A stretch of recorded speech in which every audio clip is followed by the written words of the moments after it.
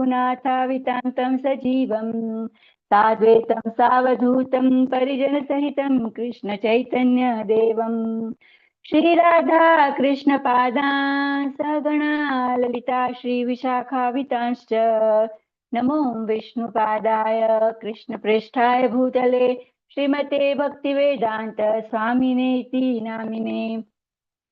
नमस्ते सारस्वते देवे गौरवाणी प्रचारिणे निर्विशेषा शून्यवादी पाश्चात्य देशतारिणे नमो महावदान्याय कृष्ण प्रेम प्रदायते कृष्णाय कृष्ण चैतन्य नाम्ने गौरद्विषे नमः। हे कृष्ण करुणा सिंधो दीनबंधो जगत्पते गोपेश गोपिका कांत श्री राधा कांत नमस्तुते तप्त कांचन गौरांगी श्री राधे वृंदावनेश्वरी वृषभानुसुते देवी प्रणमामि हरिप्रे वाञ्छाकल्पतरुभ्यश्च कृपा सिन्धुभ्येव च पतितनं पावनेभ्यो वैष्णवेभ्यो नमो नमः।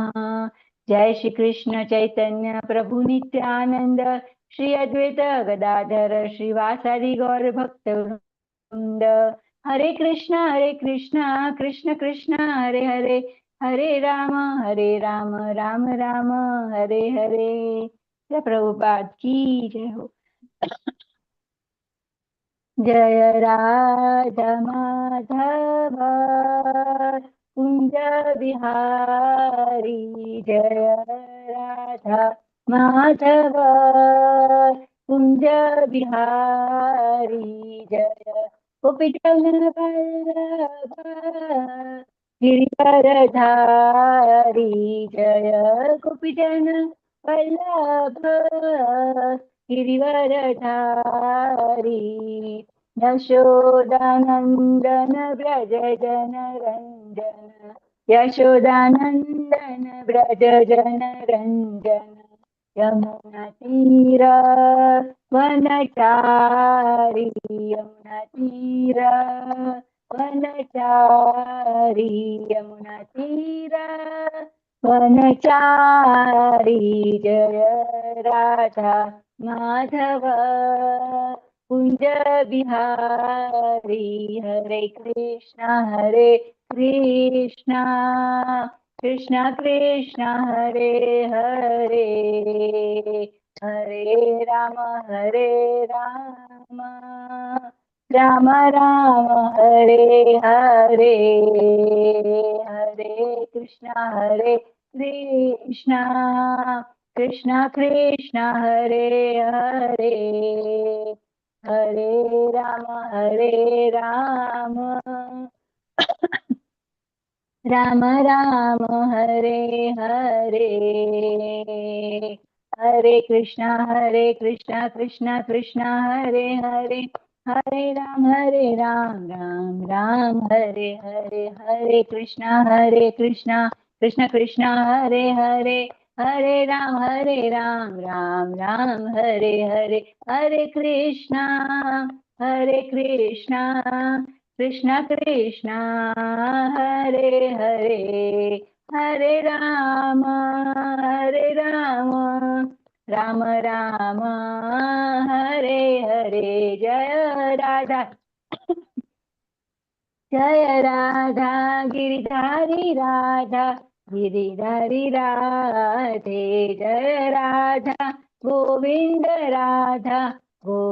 राधे जय जगन्नाथ जय बलदेवा जय सुभद्रा गौरानिताय जय गौरानिताय जय गौरानिताय निताय गौरा हरि बोल हरि बोल जय जय प्रभुपाद जय जय गुरुदेव जय जय गुरुदेव। जय प्रभुपाद की जय हो। Today I am doing Guru Vandana by Srila Narottam Das Thakur ji. सर्वाचार्य, सर्व गुरु, सर्व शिक्षा गुरु, सर्व दीक्षा गुरु, सर्व पथ प्रदर्शक गुरु और हमारे हृदय में विराजमान हमारे चैत्य गुरु सबको कोटि कोटि दंडवत प्रणाम। हरे कृष्णा।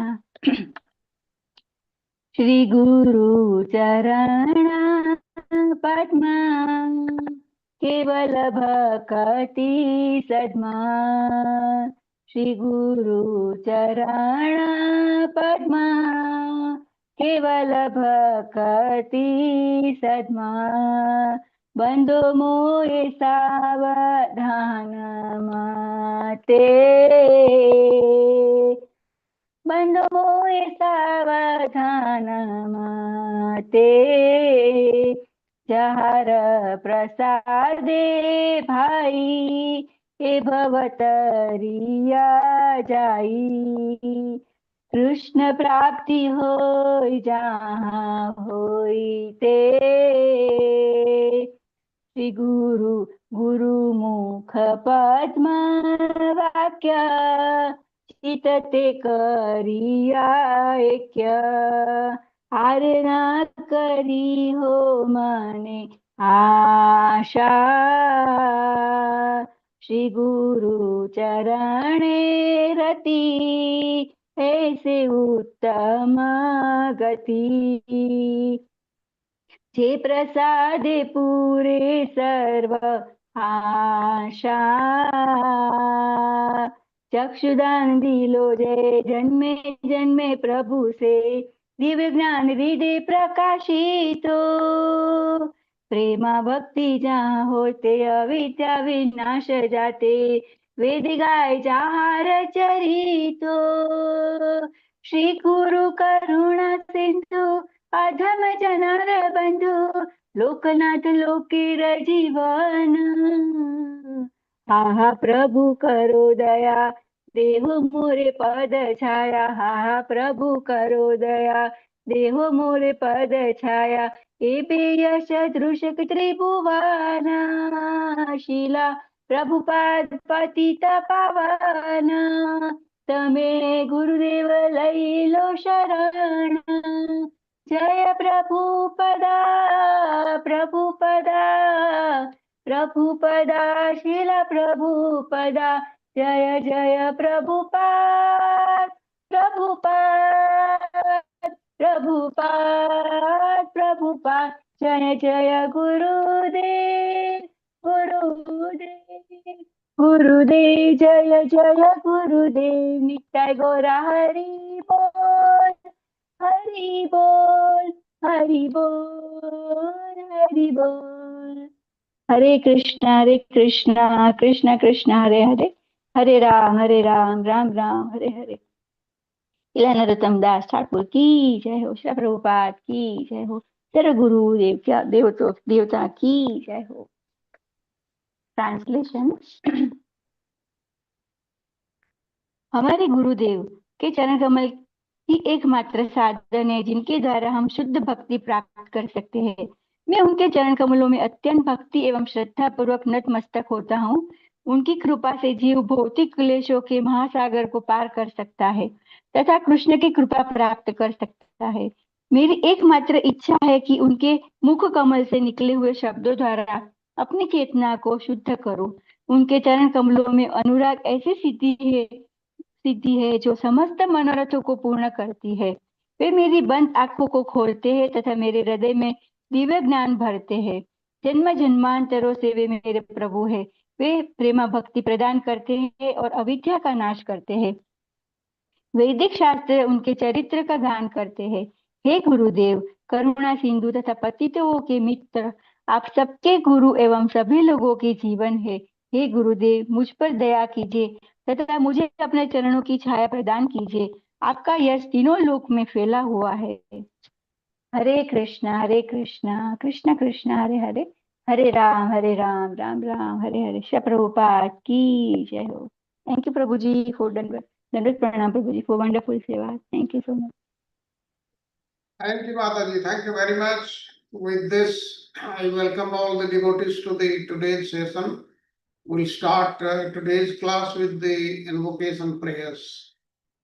नमो विष्णुपादाय कृष्णपृष्ठाय भूतले श्रीमते भक्तिवेदांत स्वामिनिति नामिने नमस्ते सारस्वते देवे गौरवाणी प्रचारिणे निर्विशेष शून्यवादी पाश्चात्य देशतारिणे जय श्री कृष्ण चैतन्य प्रभु नित्यानंद श्री अद्वैत गदाधर श्रीवासादि गौर भक्त वृंदा हरे कृष्ण कृष्ण कृष्ण हरे हरे हरे राम राम राम हरे हरे।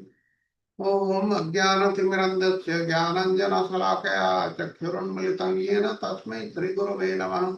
श्रीचैतन्यमनोभीष्टं स्थापितं येन भूतले स्वयं रूपकदा मह्यं ददाति स्वपदान्तिकं वन्देऽहं श्रीगुरु श्रीयुतपदकमलं श्रीगुरुन् वैष्णवाञ्च श्रीरूपं साग्रजातं सगणरघुनाथान्वितं तं तो जीवम् साद्वैतं सावधूतं परिजनसहितं कृष्ण चैतन्य देवं श्री राधा कृष्ण पादान् सहगण ललिता श्री विशाखान्वितं च हे कृष्ण करुणा सिंधु दीनबंधु जगत्पते गोपीश गोपिका कांत राधा कांत नमस्तुते तप्त कांचन गौरंगी राधे वृंदावनेश्वरी वृषभानुसुते देवी प्रणमामि हरिप्रिये वाञ्छाकल्पतरुभ्यश्च कृपासिन्धुभ्यैव च पतितानां पावनेभ्यो वैष्णवेभ्यो नमो पञ्चतत्त्वात्मकं कृष्णं भक्तरूपस्वरूपकं भक्तावतारं भक्ताख्यं नमामि भक्तशक्तिकं जेतां सुरतो पुङ्गर्मम मन्दवतिर्गति मत्सर्वस्वपदाम्बोजो राधामदनमोहनम् दिव्याद्वृन्दारण्यकल्पद्रुमः श्रीमद्रत्नाङ्गरसिंहासनस्थितौ श्रीमद् राधा श्रीलगोविन्द देवौ प्रष्टालिविषेभ्यमानौ स्मरामि श्रीमान् रासरसारम्भी मम शिवतटस्थित दर्शनवेणुस्वनैर्गोपीर्गोपीनाथ श्रियस्तु नः श्री कृष्ण चैतन्य प्रभु नित्यानंद श्री अद्वैत गदाधर श्रीवासादि गौर भक्तवृंद। Now we'll offer our obeisances to Sri Chaitanya Mahaprabhu and the six Goswamis of Vrindavan. नमो महावदान्याय कृष्ण प्रेम प्रदायते कृष्णाय कृष्ण चैतन्य नामने गौरतिस्य नमः। O most magnificent incarnation, your Krishna himself appearing as Sri Krishna Chaitanya Mahaprabhu, you have assumed the golden color of Srimati Radharani and you are widely distributing pure love of Krishna. We offer our respectful obeisances unto you. कृष्णवर्णं tussah कृष्णं संगोपांगस्त्रपार्षदं यज्ञे संकीर्तन प्रायैर्यजन्ति सुमेधसा. In the age of Kali, intelligent persons perform congregational chanting to worship the incarnation of Godhead who constantly sings the names of Krishna. Although his complexion is not blackish, he is Krishna himself. He is accompanied by his associates, servants, weapons, and confidential companions. Nana Shastra Vicharane ke Nipunau Sadharma Samsthapago Lokanam Hitakarinau Tribhuvane Manya Saranya Karo Radha Krishna Padara Vinda Bhajana Nanandena Mattaliko Vande Rupa Sanatana Raghujugo Sri Jiva Gopalako. I offer my respectful obeisances unto the six Goswamis of Vrindavan, namely Sri Rupa Goswami, Sri Sanatana Goswami, Sri Raghunatha Bhatta Goswami, Sri Raghunatha Das Goswami, Sri Jiva Goswami, and Sri Gopala Bhatta Goswami, who are very expert in scrutinizing, studying all the revealed scriptures with the aim of establishing eternal religious principles for the benefit of all human beings. Thus, they are honored all over the three worlds and they are worth taking shelter of because they are absorbed in the mood of the gopis and are engaged in the transcendental loving service of the divine couple, Sri Radha and Krishna.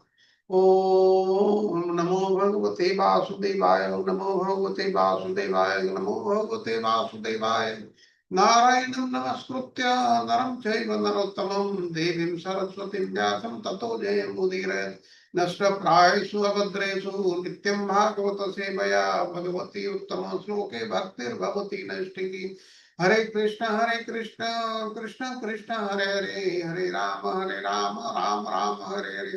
Hare Krishna, Krishna Krishna, Hare Hare, Hare Rama, Rama Rama, Hare Hare. Hare Krishna, Krishna Krishna, Hare Hare, Hare Rama, Rama Rama, Hare. I once again invite all the devotees to the today's session. We will be studying lesson 99 today. But before that, let us have the recap of lesson 98, which was covered on day 2 of last weekend. Hare Krishna, Prabhuji. Dandavat Pranam. Prabhuji, Hare Krishna. Hare Krishna, Hare Krishna. Prabhuji, my voice is good, Prabhu. Sanjeev Prabhu, just make me co-host, Prabhu. I will share my screen. Uh-huh. Co-host, Prabhu. Co-host. Okay. Screen share karna hai. Okay, okay. I will try to share without co-host. That's okay. Yeah.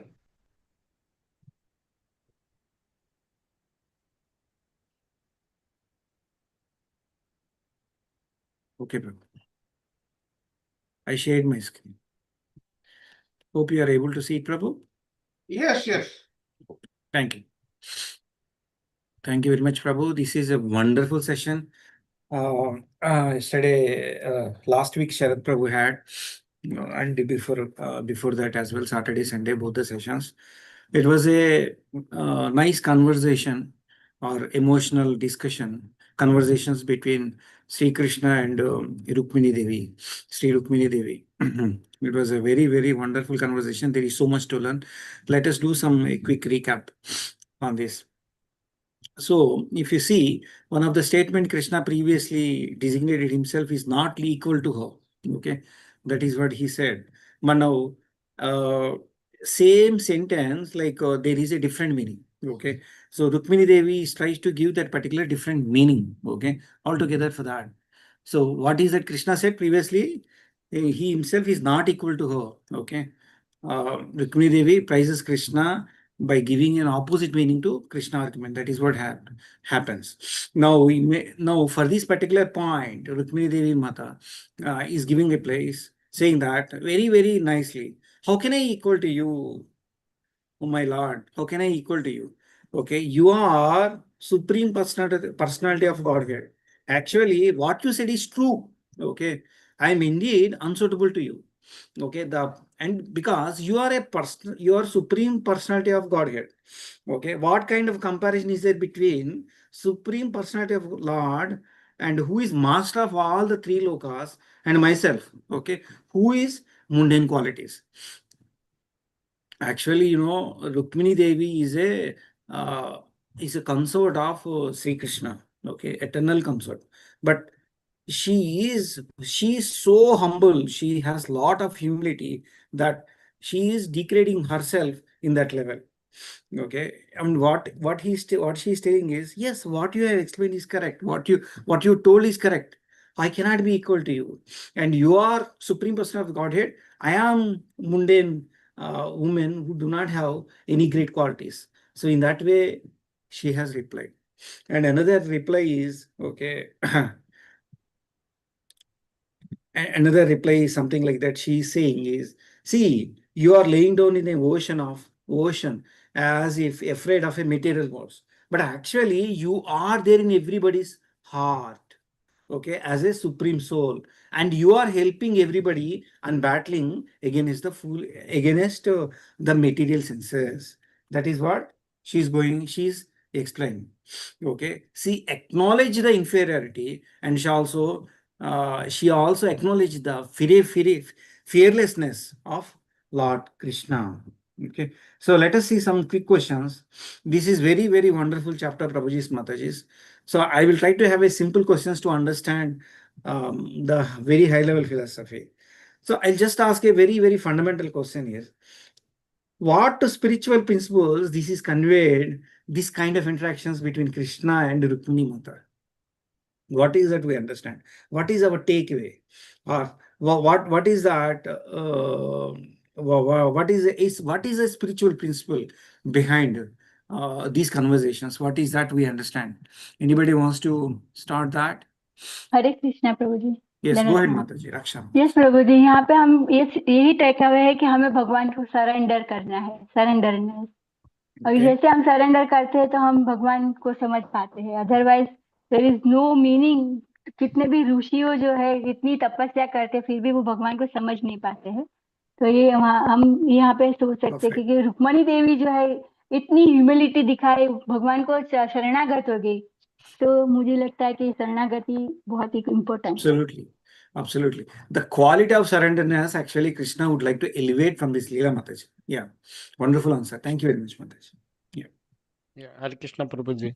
Yeah. Go So ahead, yeah, Prabhuji. just add into that. Basically, it's a mundane platform. She's talking about all the things, everything that so far he's mentioning, and the spiritual. There is a gulf of a gap between these two.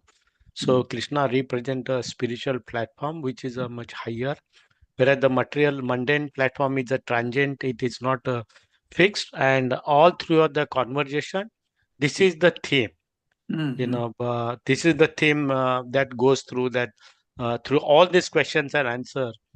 Krishna, teasing her from the kind of mundane, but wanted to bring the glories that about the spiritual, and the supreme Lord, spirituality is the highest. So that is there. There are 7 8 questions that you try to mention couple of that 7 8 questions, and the replies for those 7 8 questions. That Absolutely. is how it is there. Absolutely. Thank you very much, Prabhuji. Thank you very much, Prabhuji. So let's move to the next. Okay. So Krishna said, okay, out of fear of Jarasandha, we established Dwarka in ocean, created enmity with the powerful, and renounced the royal throne. We have, okay, no material possession. This is what Krishna is telling. See, understand. We have no material possessions. Okay. See, he's telling marriage and friendship are proper between two people who are equal in terms of wealth and birth and influence. Okay. Yeah. Influence and physical appearance and capacity of good prognosis, but never between the superior and inferior. This is what is Krishna. See, Krishna is always double meaning, right? Okay. We'll try to understand why this double meaning. Okay. We will try to understand a little bit on that as well. I am praised by only by beggars. Okay. This is what Krishna is telling. Now, what is the reply for that from the Rukmini Mata? She said, Rukmini said, okay, I've been praised by only beggars. That is what Krishna is telling. See, for that, okay, Rukmini Mata is telling, see, whatever you're talking about from the material, but actually, whatever your activities are completely transcendental, beyond these 3 modes of nature. That is what she replied. Rukmini claims that his actions, Krishna's actions, are beyond humans' thought process and social norms. Okay. She also aligns her choice with his transcendental purpose. Okay. And Rukmini Mata is telling what is really the true wealth. Okay, the true wealth is understanding the real value. Okay, and understanding the great being worship to the Krishna is the real wealth. That is what she is telling. Okay, and also she said, what is the equality in marriage? She challenges the notion of marrying only equals, stating that Krishna is the goal of all the endeavors. Okay. What is it we are doing, Prabhuji's Matajis? We are sadhakas. So what is that we are trying to achieve? We are trying to achieve, what is our goal? To attain the Krishna Prema. Okay. She says that in this all the lokas, the endeavor, the final endeavorment is to achieve Krishna. Okay. So okay, that is what it is. Okay. So what is that you are talking about? Okay. So you are talking in material platform and I'm talking in spiritual platform. Okay. Such a amazing answer, such a amazing conversations between Sri Krishna and Rukmini Mata. It's so wonderful that I have not seen, okay, in the entire Bhagavatam, Krishna is talking in this materialistic way. And the kind of wonderful answers we got it from Rukmini Mata. This is so unique Leela. Okay, so unique Leela. Okay. See, I will just ask very, very one fundamental question. Okay, according to you, okay, which is not there in the text. So I want to hear from you all. According to you, how this Leela is so unique from any other Leela? There are some definitely so unique characters in this Leela. How does this chapter or this Leela, okay, is narrating, okay, is different from any other Leela. Anybody wants to try? Yes Prabhu ji. Go ahead. Prabhu ji, यहाँ पे भगवान ऐसे मतलब अधर वे Ram question पूछते हैं हाँ। जैसे कि उनका ही ग्लोरिफिकेशन हो जाए। एक पॉइंट ये है कि मतलब भगवान मतलब रुक्मिणी माता को ऐसे भी मतलब वो कभी भी बोलते नहीं है, भगवान को इतनी सबमिसिव है, इतनी सरेंडर है उनको, वो शरणागति है कि भगवान के सामने वो कभी भी बोलते नहीं, कभी भी गुस्सा भी नहीं करते हैं। तो फिर भगवान अधर्वे राम ऐसे उनको गुस्से कर मतलब इन्वोक करते हैं उनका एंगरनेस कि वो कुछ बोले, उनको सुनना था भगवान को उनके बारे में कि वो क्या सोचते हैं मेरे बारे में। Yes, Mataji. Anyone else wants to try? Hare Krishna Prabhuji. Yeah, go ahead, Mataji. So in other episodes, we normally see that Krishna is defeating the demons and removing the, he is actually defeating the evil. Your voice is very low, Mataji. Yeah. I think you have very wonderful point, Mataji. Your voice is a bit low. 1 second, Prabhuji. Let me. Ah. Is it clear now? Better, Mataji. Go ahead, Mataji. Yeah. So in other episodes, we see that Krishna is, killing all the evil elements of the society to dharam ki stapna ke liye. But in this, he is actually trying to, feel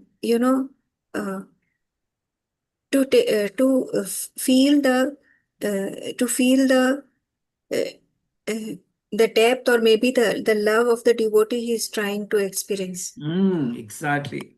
Yeah, this is the wonderful point which I am looking after, Mataji. And on top of that, this particular Leela has a material human, and also divine philosophy. Okay, it's a mix of both, and highlighting the bhava bhakti, of the Rukmini Mata. Okay, Krishna is trying to glorify. Okay, that is what you also mentioned. Okay, Mataji. Thank you, Mataji. Santa Mataji. Hare Krishna. Thank you, Prabhu. See, yeah, I am trying to ask, very, very simple questions. Okay, you can formulate in a very simple and easy words. Yeah. And this is a very easy philosophy and explained it in a very different way, especially this Leela. I loved this actually, this entire Leela. Hare Krishna, let's move on. Hare Krishna. So now what is that is being explained in this next slide. So Krishna is saying, women who follow my path is generally suffer, always satisfied within ourselves. We care nothing for wives, children, and wealth. This is what Krishna is saying. But actually, Krishna cares for everything. Okay, Krishna cares for every soul in the planet. He is the one who is providing, supplying the food for everybody. He is the one who is providing intelligence. Okay, so you should choose more suitable husband. This is what Krishna is telling here. Then what is that Rukmini Mata is telling here? 1 second. Yeah. What is that Rukmini Mata is telling here? 1 second.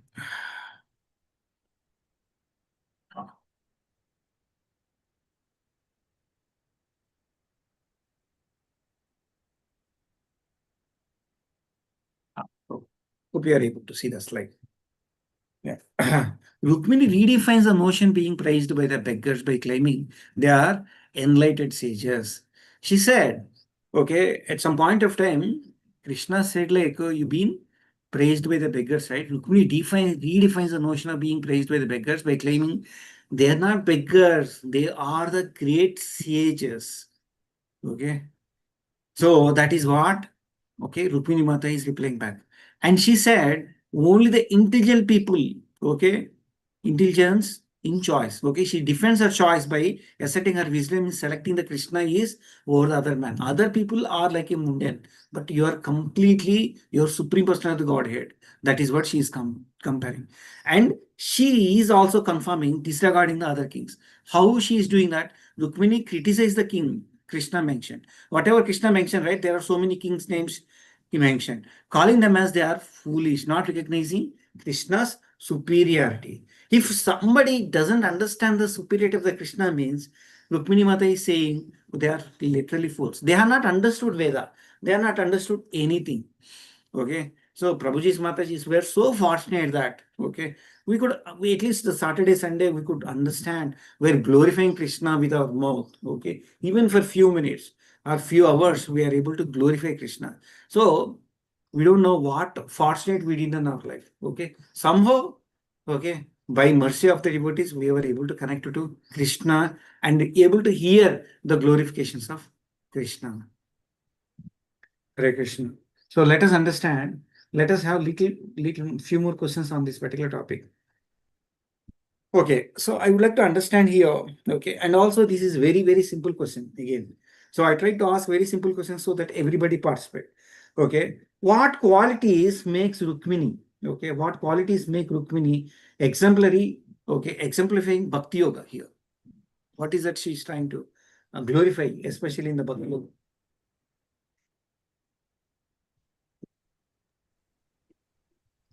Anybody wants to try? Hare Krishna. Yeah. Yeah. Yeah, Go ahead. Go ahead, Prabhu. Yeah, humility. Or humility, yes. This is what exactly I was trying to. Yeah, humility. She's teaching us extreme humility, not ordinary humility. See, Krishna is trying to tell everything in a very funny way, but she has taken it very seriously. At the same time, she's so humble. She's trying to reply every question. Okay, what you said is correct, Prabhu, but this is my understanding. But this requires a lot of humility, Prabhu. But most of the things, if somebody says that, Baba, your sadhana is not good, immediately we'll go in defend. And then somebody says that my sadhana is not good and your session is not good, your recap is not good. Thank you, Prabhuji. Okay, please tell me how to improve further. This is the extreme humility. Extreme humility. That is what we have to understand. And the emotional depth of the devotion also we need to understand Prabhuji's Mataji's from the Rukmini Mata. See, there are two things. We get up and do chanting of Hare Krishna Mahamantra, 16 malas. But are we doing this in a more karmic way? Or do we have any emotion? Okay. Or do we have any feeling when we are chanting Hare Krishna Mahamantra? Or when we are doing Mangalarti? Do we have any emotion? Do we have any, first of all, any connection with Krishna? Or by the sake of doing it, because our Guru Maharaj said we're doing it in a more of a karmic way, that we have to question ourselves. Okay, by understanding this Leela. Hare Krishna, Prabhuji's Mataji's, to everybody with me. Yes Prabhu ji कोई भी क्रिया करनी है भावनात्मक करनी है क्रिया Bhavana, yeah. Bhavagrahi Janardhana. Yes. That is what is Rukmini Mata is telling. He is not seen, okay, how much regular practices were doing. What is the bhavana is there in that? That is what is Rukmini Mata is teaching. Unless you have that bhavana, that level of humility will not come Prabhuji's Mataji's. Hare Krishna.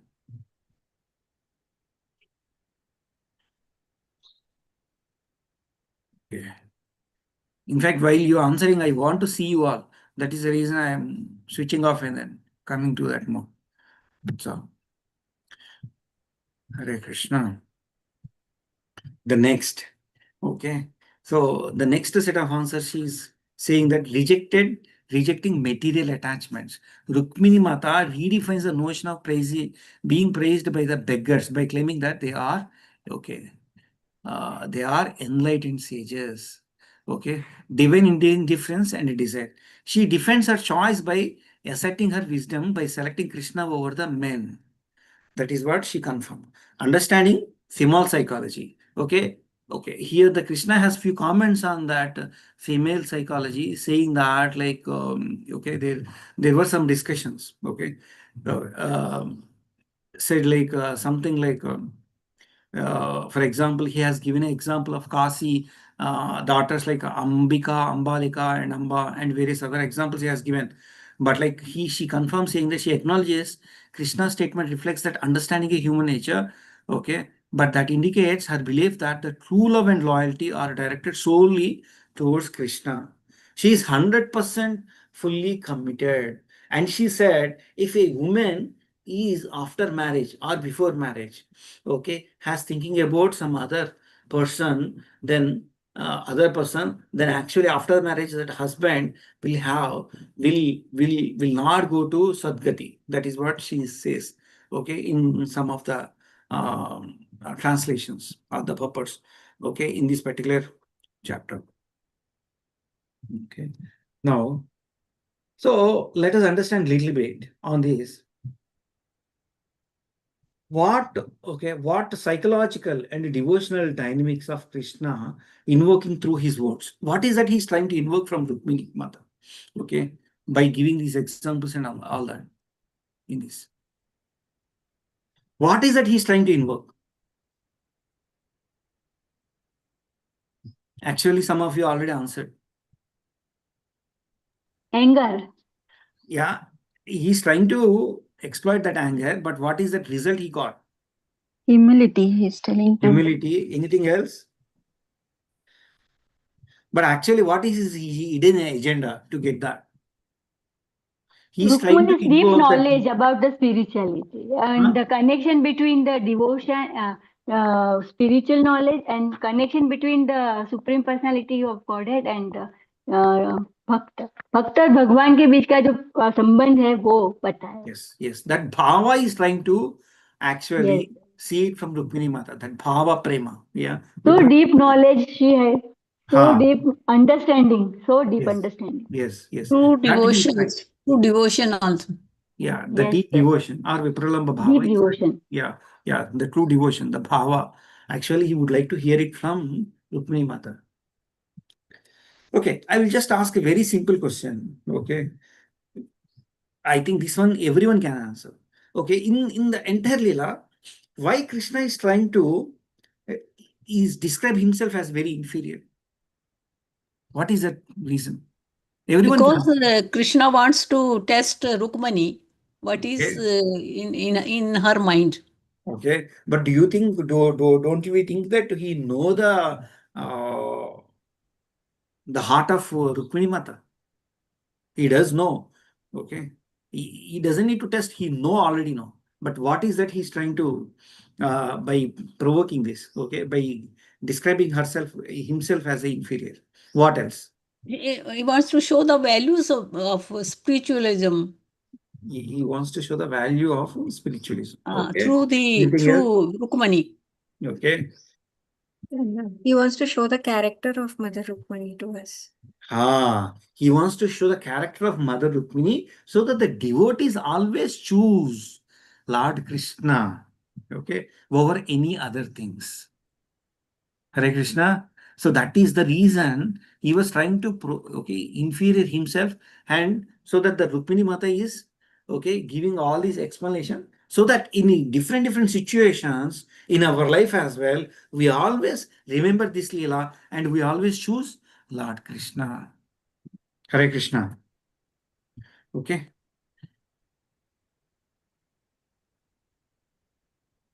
Hare Krishna. Let's move on. Hare Krishna, Prabhuji's Mataji's. We're running out of time. Yeah, I will little fast. Yes. Okay, this is another wonderful slide from Charu Prabhu. Let us understand. So here, transcendental versus mundane values. Okay, this is what this particular thing is talking about. And then devotion is ultimate goal for all of us. And then nature of relationship. Okay, Rukmini insights such as the relationship rooted divine love and service to superior. Okay, so and the fourth point is understanding our divine nature. Okay, these are the 4 points we are talking in this particular slide. So let us have a little more interaction.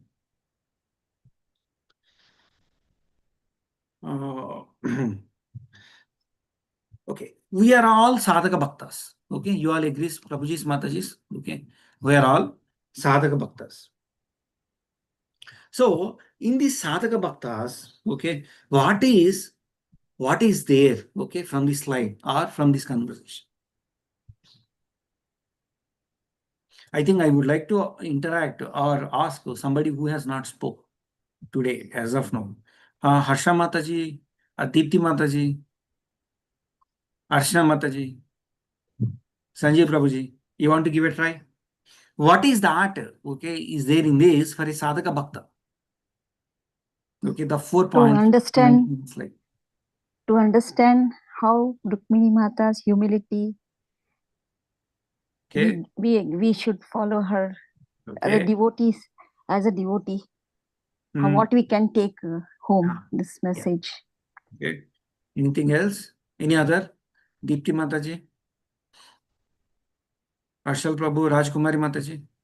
Sanjay Spiritual Prabhu? values are more than mundane qualities. Okay. We should give importance to spiritual Okay. values. Doctors. Hare Krishna Prabhuji. Another point is that Deepti Mataji, go ahead, Mataji. another point is that we should love Krishna and have bhava bhakti towards him, and humble, and we should ignore all other material things and be attached to him. Okay. So, thank you, Mataji. All are Prabhuji, one more point. go One ahead. more point. May I? Because devotion भक्ति करने से हमारा जो material हृदय है वो कैसे transfer हो जाता है वो हम सीख सकते हैं. Yeah. Transformation of heart. Transformation of exactly. This is what exactly the direct answer I'm expecting. See, bhakti is not a dry practice. Okay, it has to be felt deeply. So when Raksha Mataji is actually, when you are singing Mataji, when you are doing, um, when you are singing morning, okay, I actually feel that. Okay, you are actually, it is coming from your heart. It's not just a tone or the modulation, but actually what is it you are feeling from the art? Okay, that heart. There should be a long desire for that. Yeah. So when that heart is there, when you're deeply felt, okay, that is exactly a bhakti. Okay, it's not a dry practice, just sitting, okay, Hare Krishna, Krishna Krishna, Hare Hare, Ram Ram Ram Ram. It is not a dry practice. Okay, we have to feel deeply. We have to connect deeply with Krishna. Okay, that is what here I'm trying to say. Wonderful interactions. उसके लिए भी पहले practice तो करनी पड़ेगी. पहले जैसे भी कर सकते हैं वो ड्राई तो ड्राई मगर पहले प्रैक्टिस करनी शुरू करनी पड़ेगी.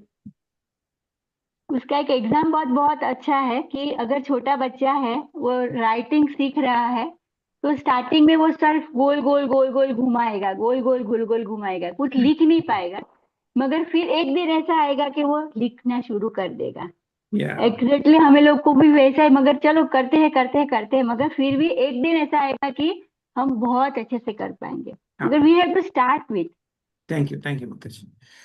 So now we're slowly moving to the next set of slokas, which is like the chapter 49 to 59. Now, like Krishna is slightly switching, okay, from playful mood to compassion. He revives Rukmini, wiping her face, okay, and speaking with affection. He reassures us that he's only wanted to tease her, okay, playfully, not to cause any pain. Okay, that is what we are understanding from all these slokas. This underscores his identity as a Bhaktavatsala. Okay, he is actually a Bhaktavatsala. Okay, he is Bhaktavatsala. That is what we see. What is art? Okay, we see here divine playfulness and human emotion. That is one point. And then, like from Charu Prabhuji and Sarath Prabhuji, we understand this particular thing. Unalloyed devotional service. Unalloyed devotional service. Krishna acknowledges the Rukmini unwavering devotions, which remains intact despite his seamlessly teasing words. That is what I mentioned. This illustrates the concept of unalloyed love. Okay, suggesting that the true devotion transcendental transcend tribulations. Rukmini's love is portrayed as a pure and selfless, is a free from material desires. Okay, so Krishna is actually telling all the devotees, Papa, don't ask me. Okay, I want my wife want this, so please give me this. I want this job, give me this. Okay, I want increment in salary, please give me this. He's not interested on this. He actually he wants to beyond all these things. He is fine to give all these things, but he wants us to think beyond these things. Okay, That is what he's telling us, okay, in this slokas. Yeah. So, as a spiritual teacher, okay, or like a spiritual teacher means in the sense like we may not be teaching, but like we might be influencing many people, correct? What is that? What is that Krishna is teaching? How do you influence this particular society? Okay, from this people, from this. Anybody wants to try that? Okay, I will repeat my question. Okay, how a spiritual teacher, okay, or a leader, or a person who is influencing, okay, reflect that how Krishna is, what kind of examples Krishna is taking, and he is trying to explain to us. Okay, from this. Anybody wants to try? I'm not trying to ask the same questions from this particular slide. I'm trying to ask in a different way so that you understand to what extent the philosophy. Okay. Anybody wants to try? Guruji, will you please repeat the question once more? Okay. So my question here. Okay, I will try to repeat the question in a different way, Mataji. Okay.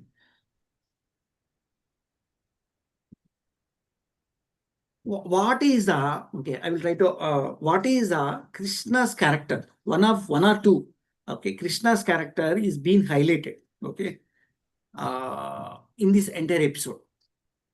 So he's trying to console Rukmini Mata, okay, and before that he teased, all that, right? So what is that couple of characters which from the Krishna you want to highlight? You want to take from here. That he is Yeah, accessible Prabhuji. to his devotees. Go on, That Mataji. is, he is? He is accessible to his devotees. Yeah, that is wonderful answer. Any other? Is the compassionate Yes, he in is all the so cases. Yes. compassionate. Okay, he's so Protector. compassionate. Ah, ah. He's a protector. Saves joyful. the devotion from fear. Yeah, In he's the case very of joyful. Jarasandha, he established Dwapar in night to save the Mathurabasi. So he's always taking view of the devotees to take Okay. care of. Okay. Yeah, he's very joyful. At the same time, he's so compassionate. Okay? Compassionate. Even if you do very little, okay, Krishna remembers us. Yeah, thank you. I think we're He's running. always Fine. ready to help devotees. Yeah, always ready to help the devotees. Perfect. Yeah, so I think I have to move fast. And he also criticized the mundane qualities because these qualities give suffering and encourages for the spiritual qualities. Yes, exactly. This is what he's talking about. Material versus spiritual fulfillment, the nature of love, and the role of suffering. Rukmini Mata is expressed the sorrow during a delay on. Okay. So these all we have seen last week. Okay. So overall, in the nutshell, the summary is that, okay, the summary is that, or the conclusion is that, have the depth in our bhakti. Connect me emotionally. That is what Prabhuji's message is. Okay, Krishna is trying to convey through the great devotee. Okay, is always permanent consort to Rukmini Mata, to Lakshmi Devi. That is what he's trying to convey. Okay, so I try to again explain the philosophy, the underlying concept in few minutes, and try to have interactions from you all, Prabhuji's Mataji's. Okay, so if I'm trying to provoke or anybody, okay, please forgive me. Hare Krishna, Dandavat Pranam. Thank you, Prabhuji. Thank you very much. I Thank you, welcome all the Prabhuji. Wonderful recap, Prabhuji. Thank you. Thank you, Mataji. Wonderful I- recap, Prabhuji. Thank you so much. Thank you, Mataji. I welcome all the devotees. Thank you, to Prabhuji. today's session once again. I will just share my screen.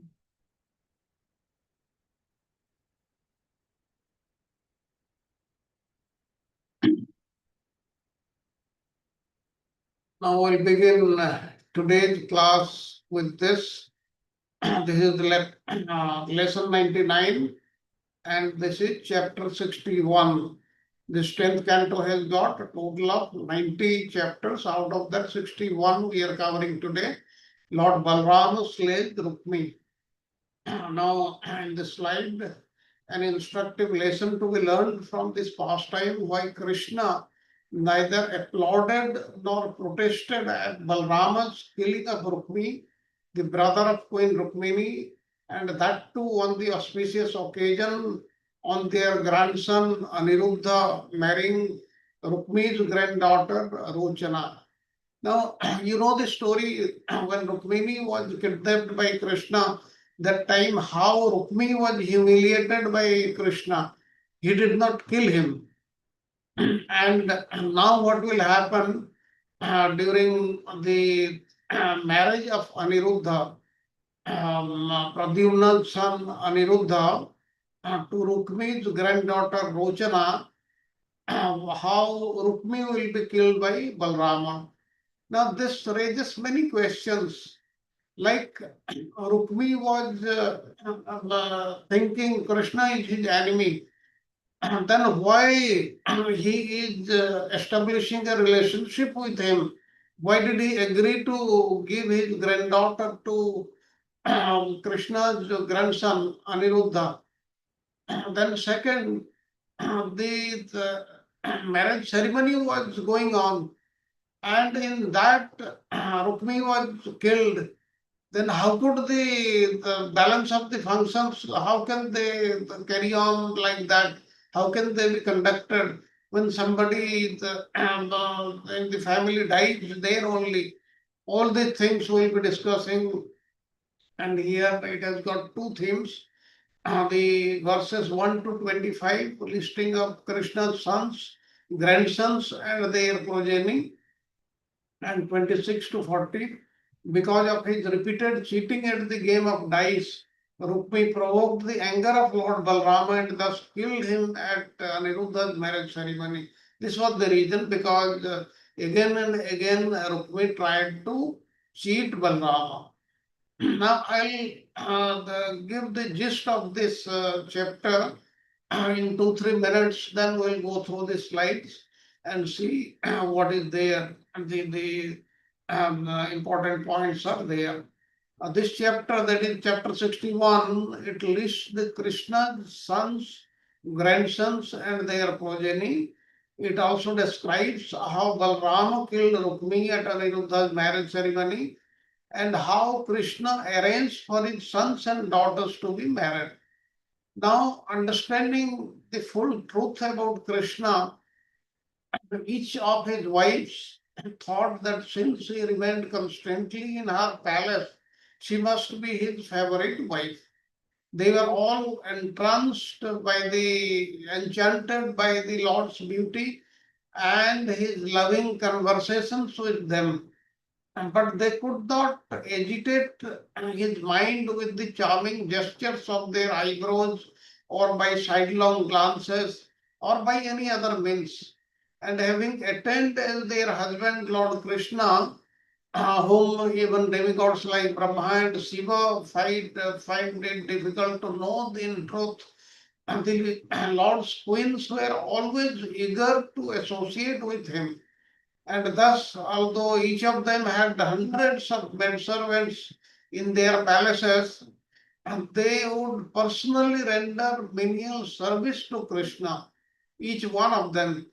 And each of Lord Krishna's wives had 10 sons, who in turn each fathered as many sons and grandsons. So that is, all his sons, they had 10 sons and one daughter, and their sons, all that is, the sons, they also had that much sons and daughters, that is 10 sons and one daughter. This was the complete family of Krishna. In the womb of Rukmini's daughter Rukmavati, Pradyumna fathered Aniruddha. Though Krishna had disrespected Rukmi to please his sister, Rukmi gave his daughter in marriage to Pradyumna and his granddaughter to Aniruddha. And Bali, the son of Kritavarma, married Rukmini's daughter Charumati.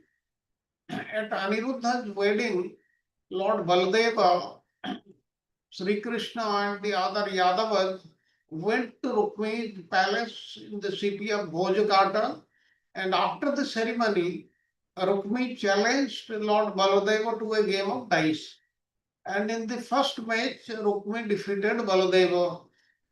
When the king of Kalinga, he laughed at Baladeva, and he showed disrespect to him by showing his teeth. And Baladeva won the next match. But Rukmi refused to concede defeat. And a voice then spoke from the sky announcing that Baladeva had in fact won the game. But Rukmi, encouraged by the wicked kings who were his friends, he offended Baladeva by saying that while he was certainly expert at tending cows, he knew nothing of playing dice. And thus he kept on insulting Baladeva, and then Baladeva, what he did angrily, he struck Rukmi with his club, and he was dead. Then the king of Kalinga tried to flee, but Lord Baladeva, he seized him and knocked out all his teeth. Then the other offensive kings, their arms, thighs, heads, they were wounded by the blows of Baladeva, and they fled in all directions, bleeding profusely. And Krishna expressed neither approval nor disapproval of his brother-in-law's death, that is Rukmi's death, fearing he would jeopardize his loving ties with either Rukmini or Baladeva. He didn't want to interfere because of this reason. And Lord Baladeva and the other Yadavas then seated Aniruddha and his bride on the fine chariot, and they all set out for Dwaraka. This is what is the story in a very, very brief. Now, here we will not go through the details of all the sons and daughters of Krishna's wives, various wives, the 16,108 wives, but major ones I will go through just for your information. And it is very, very auspicious to hear the names of Krishna's sons and grandsons. Now, Sukadev Goswami, he starts this chapter by saying that each of Krishna's wives gave birth to 10 sons and one daughter. And because each of these princesses, they were seeing that Lord Achyuta, that is Krishna, was staying in their palace, and they were looking after him. Each one of them thought that she is the most favorite of Krishna. And this woman did not understand the full truth about him. And Vishwanath Chakravarti Thakur, he said that Krishna would leave the palaces only with the permission of his queens, and thus each considered herself to be his favorite. And by Krishna's inconceivable Yogamaya potency, the queens did not know the full truth about how he creates the good fortune of all his beloved devotees. Then Vishwanath Chakravarti Thakur also says that Krishna's wives who were controlled just by their spectacular beauty, and two types of conjugal affection, that is prema maya, that is full of love, and kama maya, full of lust. Now, still they were not able to put Krishna under their control with all their charming behavior. Thus, the women, they obtained as their husband the master of the goddesses of fortune. And even though great demigods like Brahma and Shiva, they do not know how to approach the Supreme Lord. And it should be understood that Krishna is controlled by prema maya, or pure loving dealings of his wives, as seen in his pastimes of said the stealing the Parijata tree, and also from his own words when he said in the 53rd chapter that I cannot sleep at night because of thinking of Rukmini like this. And Sukadeva Goswami is trying to say that being enchanted by their shy, loving glances, Krishna found it difficult to leave their palaces. And then what happened here? Sukadeva Goswami gives a lot of descriptions of these wives. And then let us go through the names of some of the queens of Krishna. As you already know that Krishna's first wife, that is Rukmini, her eldest son was Pradyumna. Then the other sons who were born to her were Charudesna, Sudesna, Charudeha, like this. And Satyabhama also likewise had 10 sons, Bhanu, Subhanu, Sarvabhanu, Prabhanu, like Chandrabhanu, like this. And then Nagnajiti had also 10 sons. Some of the names are Chandra, then Chitragu, Brisa, Shanku, Vasu, like this. Then Sruta, Kavi, Veera, Subahu, they were the sons of Kalindi. And her youngest son was Somaka. And Bhadra's son were Pragosa, Simha, Bala, Prabhala, like this. Mitrabinda's sons were Vrika, Harsha, Anila, like this. And the sons of Bhadra were Subhadra, then Bratsena, Sura, Pratsena, like this. Then Diptiman, Tamratapa, and the others were the sons of Krishna's other wife, Rohini. As you know, Krishna had married 16,100 princesses, and their leader was Rohini. I am talking about her sons. And Krishna's 8 principal queens, as I have discussed, Rukmini, Satyabhama, Jambavati, Nagnajiti, Kalindi, Lakshmana, Mitrabinda, and Bhadra. And the principal queen of the 16,100 was Rohini, that we have said. Then thereafter, Parikshit Maharaj is asking a question to Sukadeva Goswami. How could Rukmi give his daughter to his enemy's son? After all, Rukmi was defeated by Lord Krishna in battle and was waiting for an opportunity to take revenge to kill him. Therefore, please explain this to me, because mystic yogis can perfectly see that which has not yet happened, and what is the reason of this? Now then, Sukadeva Goswami is trying to answer that at her Swayamvar ceremony, Rukmavati herself chose Pradyumna, who was the re-embodiment of Cupid. Then, although he fought alone on a single chariot, Pradyumna defeated the assembled kings in the battle and took her away.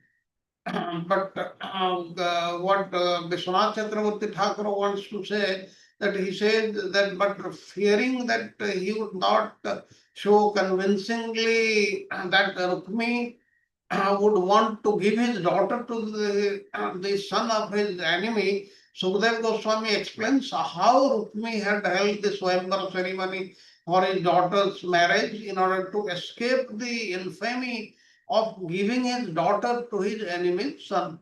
This was the reason.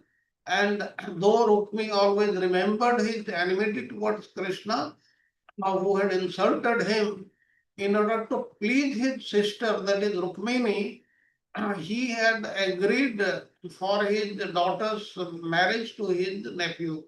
Now, the answer to King Parikshit's question is given here. Ultimately, Rukmi approved his daughter's marriage to Pradyumna in order to please his sister. Now, then what happened? Rukmi gave his granddaughter Rochana to his daughter's son Aniruddha, despite Rukmi's relentless enmity with Lord Krishna. And although Rukmi considered his marriage irreligious, he wanted to please his sister.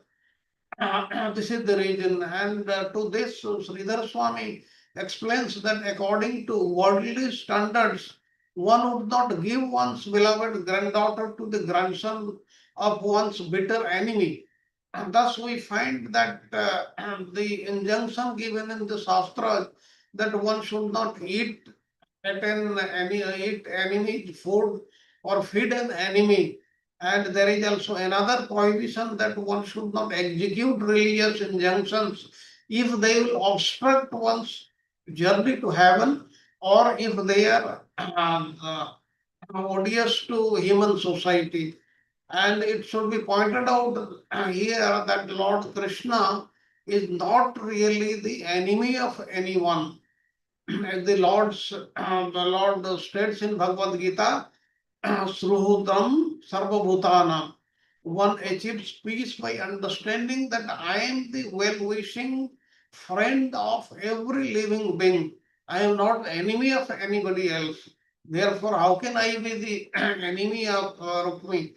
Although Lord Krishna is everyone's friend, Rukmi could not appreciate this fact and considered Lord Krishna as his enemy. Still, out of affection for his sister, he gave his granddaughter to Aniruddha. Now, finally, we should note that contrary to the prohibitions which are given in the Shastras, one may not give up the basic principles of spiritual life merely because such principles are unpopular with people in general. Because in Bhagavad Gita, 18th chapter, the Lord says, Sarvadharman Parityajya Mamekam Saranam Braja. The last word in spiritual duties is to surrender to the Supreme Lord, and the duty takes precedence over all other secondary injunctions.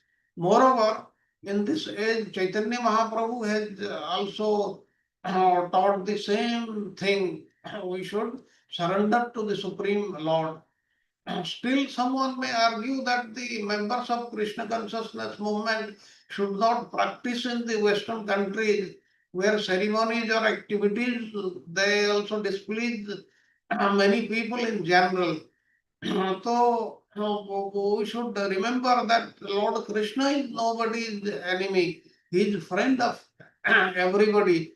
And those who are especially envious of the God will not appreciate any type of religious movement, and since such persons are themselves little better than animals, so they cannot impede the great Krishna conscious movement.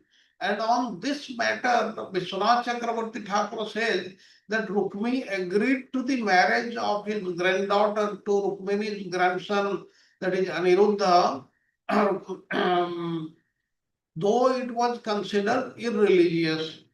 And according to worldly standards, one could not give one's beloved granddaughter to the grandson of one's bitter enemy. Thus, we find various injunctions are violated, but still then he did it to satisfy his sister, sister, yes. Then next slide, this passage presents a detailed account of Lord Krishna's progeny, highlighting the familiar relationships and the complex dynamics of affection among Krishna's queens. I have discussed this in great detail. Krishna had 16,100 wives and begot 1,61,080 sons and 16,108 daughters. Each son possesses qualities akin to Krishna. His sons, their qualities and Krishna's qualities, they were none different. They were similar. And this multiplicity signifies the divine nature of Krishna, where his progeny is not merely human but embodiments of his divine qualities, suggesting that the divine can manifest in various forms. Krishna has all the power, he can do anything and everything. Therefore, this is not very surprising. And Vishwanath Chakravarti Thakur emphasizes that Krishna's numerous sons and daughters symbolize the infinite nature of the divine.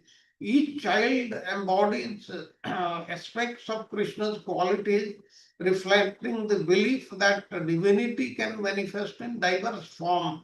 This multiplicity signifies that the sacred is not limited to a singular experience, rather, it is accessible through various expressions and forms, illustrating this central tenet of Vedic philosophy that the divine can be both one and many.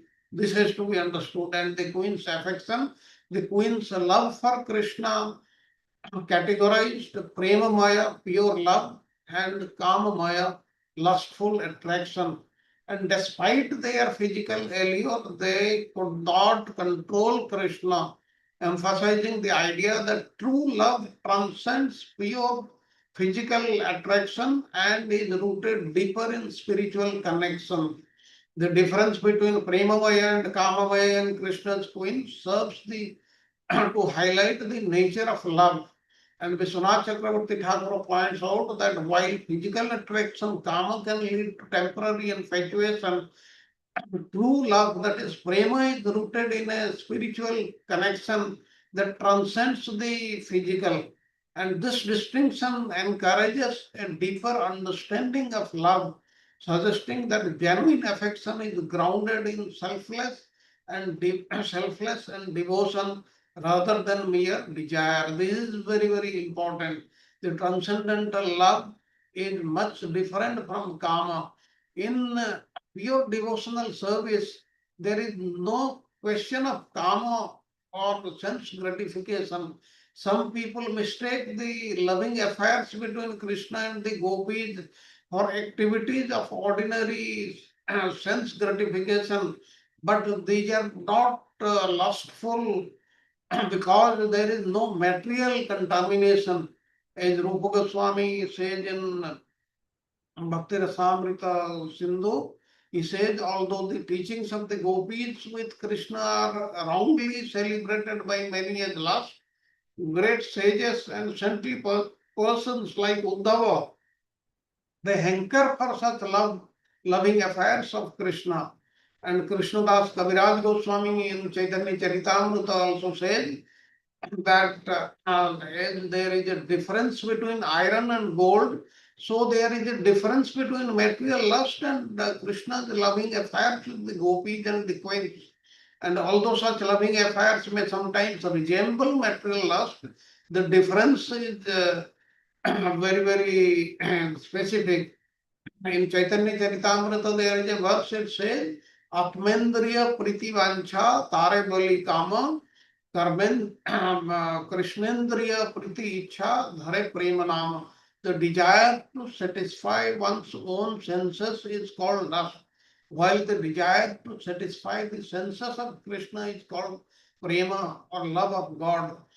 The queens of Dwarka or the gopis, they wanted to satisfy Krishna. Therefore, it is transcendental love. It is not lust, though it may seem so. The impersonalists, they cannot understand the principle of satisfying Krishna's senses because they reject the personality of Godhead. And it is also said that when conjugal affection between a lover and beloved comes to the point of being destroyed, and yet it is not destroyed, and such a relationship is pure love or prema. And in the material world, it is not possible to find this kind of love, for it exists only between Krishna and his intimate devotees, such as the gopis and the queens, and the sentiment between the gopis and Krishna was so strong that it could not be destroyed under any circumstances. Krishna praises the gopis' pure love in Srimad Bhagavatam in 32nd chapter, that very famous verse, we have heard, Na paraye ham, my dear gopis, I am not able to repay my debt for your spotless service, even within the lifetime of Brahma, and your connection with me is beyond reproach. You have worshipped me, cutting off all your domestic ties, which are very difficult to break. Therefore, please let your own glorious deeds be your own compensation. And this is what is told by none other than Krishna. Then let us go to the next slide. Now, conceivable potency, Krishna's Yogamaya or divine potency allows the queens to be enchanted by him without fully comprehending his divine nature. Even though the queens are his constant companions, eternal companions, still they are not able to understand him fully. And this illustrates the theme of divine mystery, where human understanding is limited in grasping the full essence of divine. What to talk of the human beings, even the gopis, even the queens of Krishna, they could not understand him. Baladeva, who is the second expansion of the Supreme Lord, as you have seen in various Leelas, he also could not understand him fully. This is what is the difference between the Supreme Lord and anybody else. And Vishwanath Chakravarti Thakur, he illustrates on Krishna's Yogamaya, which creates an atmosphere. Actually, Yogamaya potency of the Lord, it helps him in all the Leelas, which creates an atmosphere where his queens are captivated by him without fully grasping his divine essence. And this highlights the limitation of human understanding in the face of sacred mystery. And Vishwanath Chakravarti Thakur suggests that recognizing this mystery is essential for spiritual growth, as it reflects the need for humility and the acceptance of divine transcendence beyond human comprehension. We should also recognize that, and this recognition will come if we are humble. Then the next point, point number 4, is independence of Krishna. Krishna's refusal to be controlled by his queens, despite their efforts, signifies his supreme position as the ultimate object of desire. The concept of Vibhumana highlights Krishna's intrinsic value, which cannot be overshadowed by worldly attractions. Nobody can do anything to take Krishna under their control unless Krishna wants it. Krishna's autonomy depicted, though his refusal to be controlled by his queens, serves as a metaphor for the supreme position of the divine. And Vishwanath Chakravarti Thakur, he underscores that worldly attachments cannot diminish Krishna's intrinsic value and nature as the ultimate object of desire. And it reinforces the philosophical idea that divine is self-sufficient. Krishna has got anything and everything, and that's why he does not require anything more. He is totally self-sufficient, and he is also self-satisfied and cannot be manipulated or governed by external forces. Therefore, nobody can manipulate him. He will behave the way he wants to, and that is helped by, that atmosphere is helped by the Yogamaya potency of the Supreme Lord. And Yogamaya is the greatest devotee of the Supreme Lord. Let us go to the next slide. Expressions of love. Krishna's Yogamaya or divine potency allows the queens to be enchanted by him without fully comprehending his divine nature. And this illustrates the theme of divine mystery, where human understanding is limited in grasping the full essence of the divine. What to talk of the human beings, lesser human beings like us? You talk of Brahma or Shiva, they are so high in the ladder, but still they cannot understand Indra. He could not, he is not able to understand him. What to talk of us? And it is all because of his potency of Yogamaya. And Vishwanath Chakravarti Thakur's observations of the queen's varied expressions of love through various gestures, glances, and intimate exchanges illustrates the rich and engaging dynamics of relationship, the conjugal relationship between the queens and Krishna. He suggests that love encompasses both verbal and non-verbal communication, which adds to the depth of relationship. And this concept emphasizes that genuine love can be communicated in various ways, reflecting the complexity and richness of human emotions. These are all required to enrich the human relationships, and that's why Krishna was trying to do that. And divine playfulness, Krishna's refusal to be controlled by his queens. The queens could not control him under any way. He was totally independent. Despite their efforts, signified his supreme position as the ultimate object of desire, and his this concept of Vibhumana highlights Krishna's intrinsic value, which cannot be overshadowed by worldly attractions. Nobody can, anybody can attract Krishna, but cannot put him under control. Though at times he seems to be controlled by the devotees, fully he cannot be controlled. And Vishwanath Chakravarti Thakur portrayal of Krishna as both transcendental and immanent reflects a crucial philosophical dichotomy. Though his playful interactions with the queens, Krishna embodies the idea that divine is not removed from the world. He wanted to behave like a worldly grihastha person only, but actively engages within it. This invites followers to understand that spirituality can coexist with mundane. That is, Krishna was supreme. Krishna is transcendental. His queens, the gopis, they are all transcendental. Still, they existed here in this material world for some time. That means they can coexist also, encouraging a holistic view of life where the divine is present in everyday experience. But we are not able to see it because we have not reached that stage. Once we come up to that stage, we'll be able to understand that. That's why we should have humility, and with humility, we should try to understand.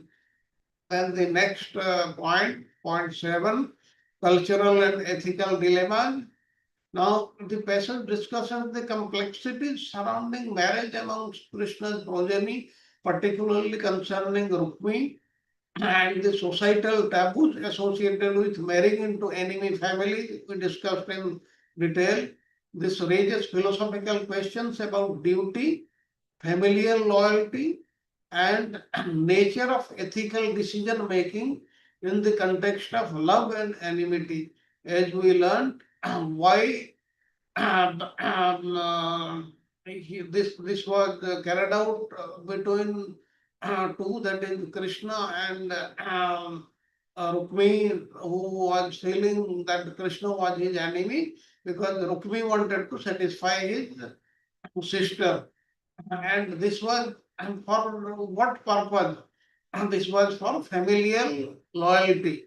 This is what is given here. The next point, the complexity surrounding marriages among Krishna's progeny, particularly the familial loyalty and societal taboos, raise important ethical questions. Vishwanath Chakravarti Thakur emphasizes that love and duty often conflict. At certain times, the conflict, like here we saw, prompting a re-evaluation of moral obligations. One should evaluate it under such circumstances, and this reflection invites individuals to consider broader implications of the choices of the potential for reconciliation in the face of animosity. That's what Krishna also wanted to do. He wanted to reconcile it, as Krishna is nobody's enemy. And the next point, point number 8, divine favor and saving grace. Rukmi's decision to allow the marriage of his daughter Ukmavati to Krishna's son Pradyumna reflects the theme of reconciling familial ties and personal enmity for the greater good, suggesting that divine grace can bridge divides created by animosity. The Lord does not want anything to be any animosity to be created between him and his other person, that is the devotees. And this is what was done here. Even Rukmi also reconciled, and Krishna, as we know, nobody is his enemy, therefore he agrees to that. And Rukmi's decision to allow his daughter's marriage to Krishna's son Pradyumna underscores the theme of divine grace. And Vishwanath Chakravarti Thakur interprets this act as reconciliation of familial ties, suggesting that true love can transcend enmity and lead to healing. And this exemplifies the philosophical notion that divine intervention can bridge divides and promote harmony. That is the job of the Supreme Lord, and reflecting the inspiring and transformative power of grace in human relationships. This is very, very important. We should learn from this story. And the passage explores the theme of divine love, the nature of relationships, ethical dilemmas, and the interplay between the mundane and the divine, all rooted in the spectrum of Krishna's life and interactions with his devotees. And we see Vishwanath Chakravarti Thakur's commentary on Krishna's progeny provides a mosaic of insights into divine love, the nature of relationships, and the ethical complexities of human interactions. The passage illustrates how the sacred can manifest in mundane, urging individuals to seek deeper connections and understand the interplay between love, duty, and divine essence that permeates all existence. All the things we saw in the various relationships of Krishna with his wives and with his relations. And then the instructive questions and their answers worth learning. Question number 1, what specific qualities of Krishna are reflected in his progeny, and how might these qualities manifest in human experience? Now, Krishna's progeny reflect qualities such as compassion. He is always compassionate to others. There is a difference between being sympathetic and acting with compassion. These are very, very different. Sympathetic means by words only, but compassion, here one takes action and shows that he is sympathetic. Then playfulness, like a child's play, and devotion, which can manifest in human experience as acts of kindness, joy in relationships, and the deep spiritual connection to others.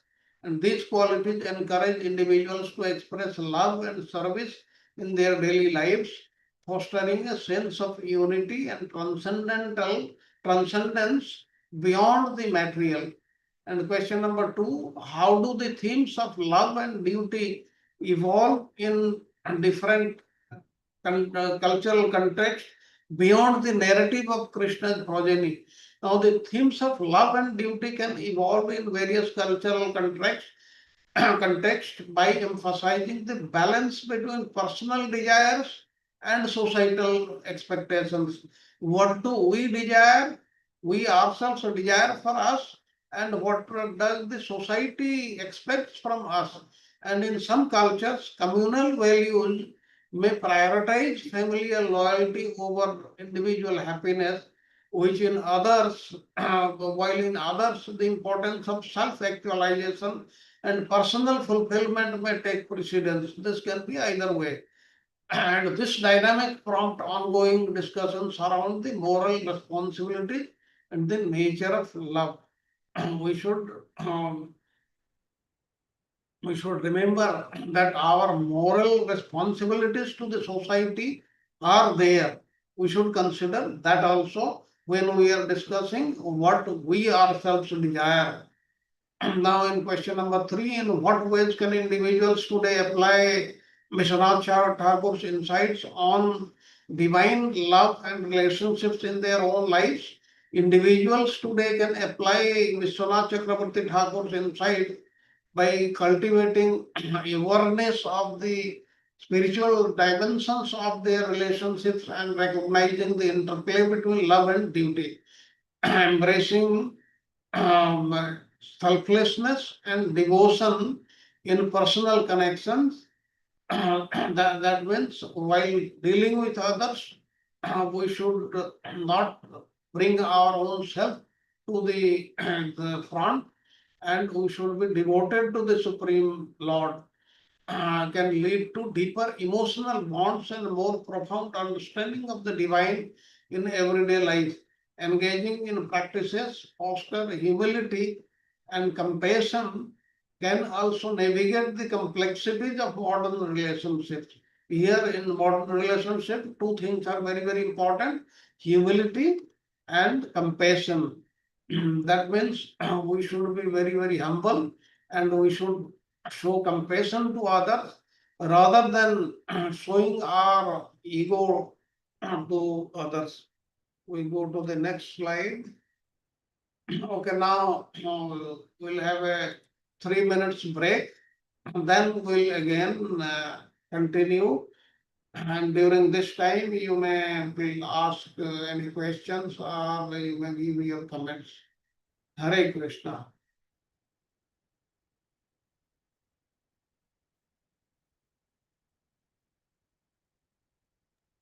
हरे कृष्णा प्रभु जी, दंडवत प्रणाम। प्रभु जी, जो ये last question जो हमने in what ways can individuals today apply Thakura's insight, Prabhu ji, तो इसमें अगर साधक जो है वो घर में अकेले ही है और दूसरे कोई नहीं करता है, तो हमें उनको सिर्फ मोटिवेट करना है और अदर वे राउंड इनडायरेक्टली सेवा में लगाना है, और हमें अपना मतलब ऐसा नहीं बताना है कि हम बहुत बड़े भक्त हो गए हैं, हम तो भगवान के भक्त हैं, आप लोग उनको नीचा भी नहीं दिखाना है, मगर उनको साथ में लेके, भले जैसे भी हो, मगर हमें उनको साथ में लेके आगे चलना है। तो धीरे धीरे करके उनमें भी थोड़ी भक्ति का प्रादुर्भाव हो सकता है। ऐसा ही करना चाहिए प्रभु जी। Yes, yes, that is very correct. You see how each one of us or everybody progresses in the path of spiritual service. It is connected with our previous lives. It is connected with our previous births, what we have done in that birth, and we are continuing with that. The others in our family members may not have come up to that level. They have to come up gradually. That's why we may be in the much higher stage. There is no problem in that. But we should try to motivate others by showing an example and hoping that one day they will also recognize that, and that will happen. And as you know, we have been speaking of the importance of sadhu sangha. And if we become sadhus, as given in the Shastras, and the other family members they associate with us, certainly they will be they will be benefited. There is no doubt about it. But we cannot drag them. We cannot force them, because by forcing them, they will not come up to that stage. So it is once a gradual evolution to that stage. One cannot come in one night or one day. It takes a lot of lifetimes. Like just chanting the name of Krishna once in one's lifetime. That is a very special thing to happen in one's lifetime. It cannot happen with anybody and everybody.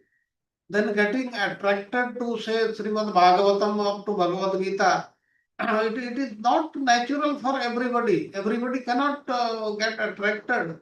We all are we all are getting attracted because in our previous lives we have already come up to this stage. That's why very easily we are able to do this in our lifetime, which may not be so for others.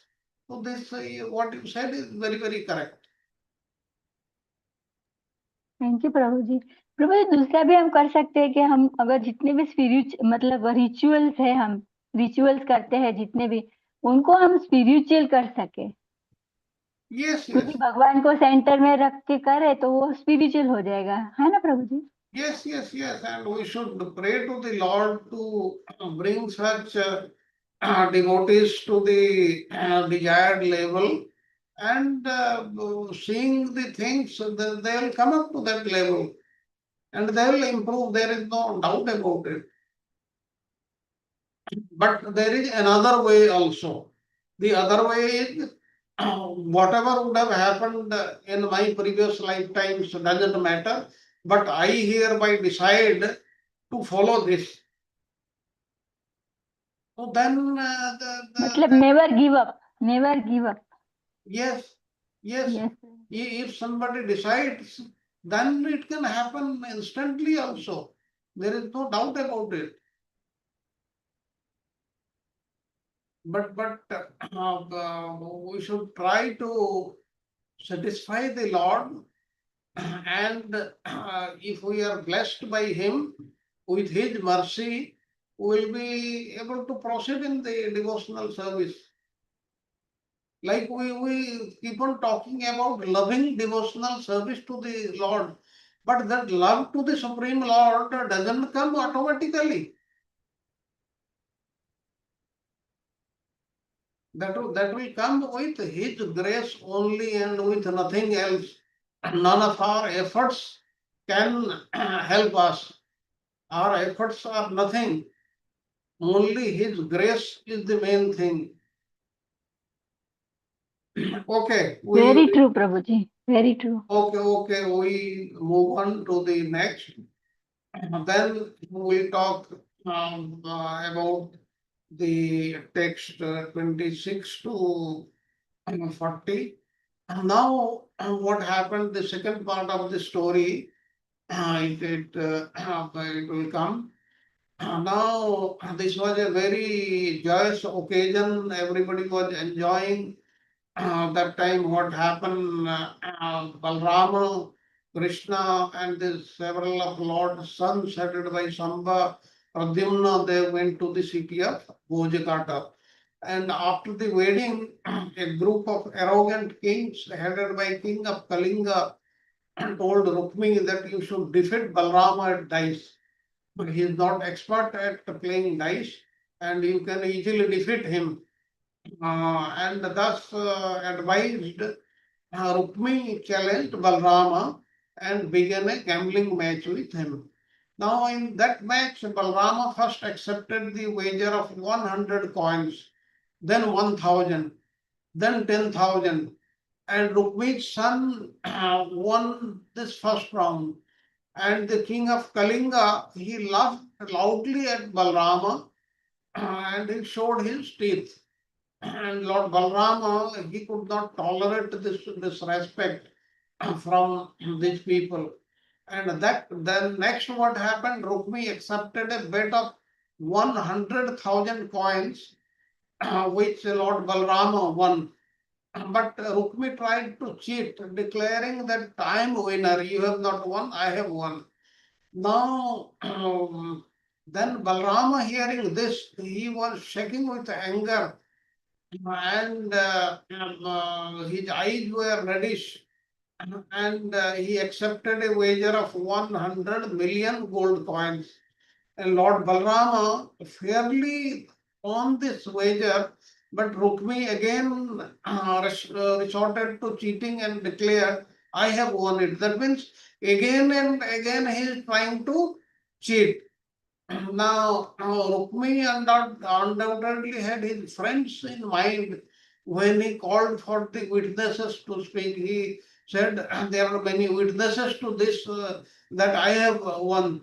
But even as his witnesses prepared to aid their cheating friend, a wonderful event took place, which is given in the Srimad Bhagavatam.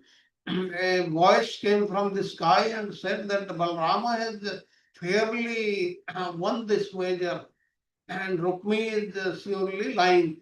And asked by the wicked kings, Rukmi ignored the divine voice.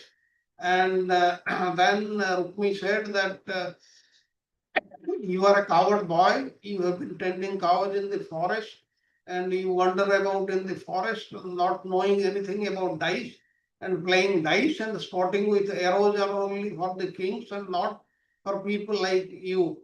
Like this, he insulted him, and insulted by Rukmi and ridiculed by the kings, Balram was provoked to anger. And in the midst of the auspicious wedding ceremony, he raised his club and struck Rukmi's head, and the king was dead. And king of Kalinga, who was laughing at Lord Balrama showing his teeth, he tried to run away. Then Balrama, he caught him, and he knocked his teeth. Then, tormented by Balrama's club, the other kings, they fled the site, and their arms, thighs, heads broken, and their bodies dressed in blood. And when his brother-in-law Rukmi was slain, Lord Krishna, he neither applauded nor he said anything in that event. And even though Rukmini was very dear to the to Krishna, her brother Rukmini had constantly opposed and insulted Krishna since Rukmini's wedding. And thus Vishwanath Chakravarti Thakur explains the associates of Krishna could hardly lament Rukmini's sudden demise. Now then what happened? Then the descendants of the Sara, headed by Balrama, seated Aniruddha and his bride on a fine chariot, and they set up from Bhojakata for Dwarka. And having taken shelter of the Supreme Lord Krishna, they had fulfilled all their purposes. And Vishwanath Chakravarti Thakur, he comments that with all their desires fulfilled, they put Aniruddha on a chariot with his bride, and even though Rukmini was dear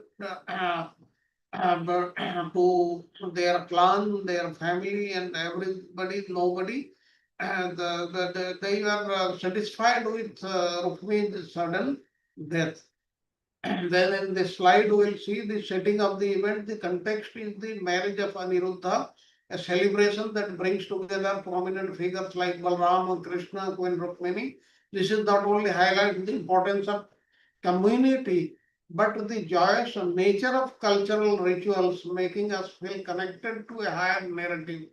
Like everybody was very, very happy and they were enjoying the occasion. And challenged to Balrama, Rukmi is encouraged by the kings to challenge Balrama in a game of dice. Then the third point, wagering and cheating, that also we saw.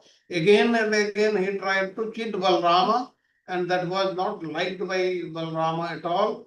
And also his friends, they also insulted Balrama. Now divine intervention, the voice from the sky, that is the divine intervention, it affirmed Balrama's victorious victory. It is a powerful symbol of divine justice intervening in human affairs. This reassures us of the existence of a higher moral order that upholds truth and righteousness, instilling a sense of belief in the audience.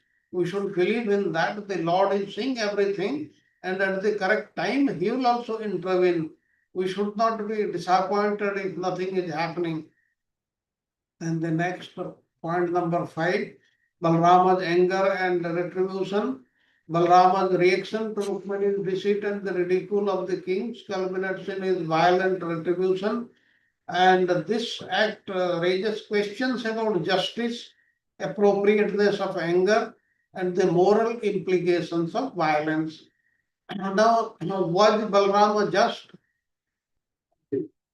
Did he do the justice to Rukmi and the other kings? Yes. As we know, Balrama is also none other than the Supreme Personality of Godhead. And he can do justice under all circumstances. The appropriateness of anger, when again and again Rukmi was trying to defeat unjustly Balrama, then and his friends, they ridiculed him, showed their teeth, they said many words, then the anger aroused in Balrama and the moral implications of violence. Was it correct to be to have that or to that to occur in an auspicious occasion like the marriage of Aniruddha? Yes, because the Supreme Lord, if he wants whatever he wants, that is what is right. And it happened that way. And Rukmini's internal happiness, despite her external grief over Rukmini's death, Rukmini feels an internal satisfaction, indicating the complexity of relationship and the distinction between superficial affection and more profound emotional truths. Rukmini was very much inimical to Krishna. That's why, under these circumstances, when Balrama was insulted and it led to Rukmini's death, Rukmini did not feel unhappy from within, though externally she showed grief. Now, Krishna's silence amid the turmoil reflects his role as a mediator and protector of relationships. His concern about breaking ties with Balrama and Rukmini, as well as his strategic silence, highlight the importance of maintaining harmony with familial bonds. Had he showed something else, some other emotion that would have confronted with Balrama or Rukmini, and conflict would have been created. That's why he did not do that. And the next slide will go. Now Lord Balrama slays Rukmi at the dice game during Krishna's grandson Aniruddha's marriage with Rukmi's granddaughter Rochana. Now the nature of pride and arrogance. The passage 6-star cautionary tale about dangers of pride. Pride is very, very dangerous. Therefore, we should not have pride, but we should have true pride, not false pride, and think ourselves to be superior to others. That is what is ego or false pride. Rukmi's self-confidence lead to his downfall. He was very much confident that he will be able to defeat Balrama because his friends were with him, serving as a potent reminder that humility is vital in the face of divine and moral laws. He was not humble, and greed and consequence. The escalating bets illustrate how greed can consume individuals. Rukmi was consumed by greed, and that's why at the end he had to give his life, prompting them to engage in unethical behavior. This serves as a stark reminder of the fleeting nature of material wealth and the paramount importance of integrity. One should not be without integrity at any point of time. He always lost, but he was trying to prove that he had won. And divine justice, the intervention of heavenly forces to affirm Balrama's truth, reinforces the idea that moral truths are ultimately recognized and upheld regardless of human deceit. The concept of divine justice, where the gods ensure that truth prevails, in the key theme in Hindu mythology and the central to narrative of moral and philosophical implications. We saw this. And next, the complexity of relationship. Rukmini's internal joy, despite external appearances, reflects the multifaceted nature of human emotions. It suggests that relationships can be complex with layers of affection that may not always be externally visible. Definitely, Krishna was also attached to his her brother Rukmi, but she was more attached to Krishna, her husband. So that's why it is said that the layers of affection and some of them may not be visible, but one is affected by both of them. And harmony versus conflict. Krishna's role in maintaining harmony with relationship is crucial. His silence amidst conflict suggests that sometimes restraint and understanding are more potent than direct intervention, prompting the value of peace over strife. Balrama did not kill Rukmi at the first instance because again and again when he tried to disagree with the outcome and he tried to insult Balrama with the help of his friends. Then the situation changed. Otherwise, Balrama did not kill him in the first instance at all. This emphasizes on peace over strife, makes audience feel the value of maintaining harmony and relationship. Then the instructive lessons, questions and their answers. What specific consequences did Rukmi's death have on the relationship among prominent figures involved? The consequences of Rukmi's death led to a significant shift in relationship among the prominent figures. It deepened the bond between Balrama and Krishna, who had to navigate the complexities of familiar loyalty while dealing with the aftermath of violence. Then what about Rukmini? Rukmini, despite her internal satisfaction, likely faced social and emotional challenges due to her brother's demise, affecting her connection to her family and the broader royal community. These are the opposites which we also feel sometimes. And how did Balrama reconcile his actions with the moral implications of his violent retribution? Balrama's reconciliation with his actions may have stemmed from his belief in divine justice. And while he acted out of anger and moral outrage, he likely justified his retribution as a necessary measure to uphold righteousness and deter future deceit. And this raises broader questions about the ethical complications of violent responses to wrongdoing. Like in the Mahabharata war, what did happen? Krishna had to agree for the fight because the Kauravas, they were not agreeing to any of the proposals. Even Krishna went as a messenger, but he was humiliated there. And question number 3, what lessons can be derived from Krishna's silence in the face of conflict? And how does it influence his role as a mediator in future events? Krishna's silence can be interpreted as a strategic choice to maintain harmony. In order to maintain harmony, he did not say anything. His restraint suggests that in some conflicts, allowing things to unfold naturally may lead to greater understanding and resolution rather than direct intervention. And this approach highlights the complexity of relationships and underscores the importance of promoting peace, which can inform his approach to mediating future conflicts with the family or broader community dynamics.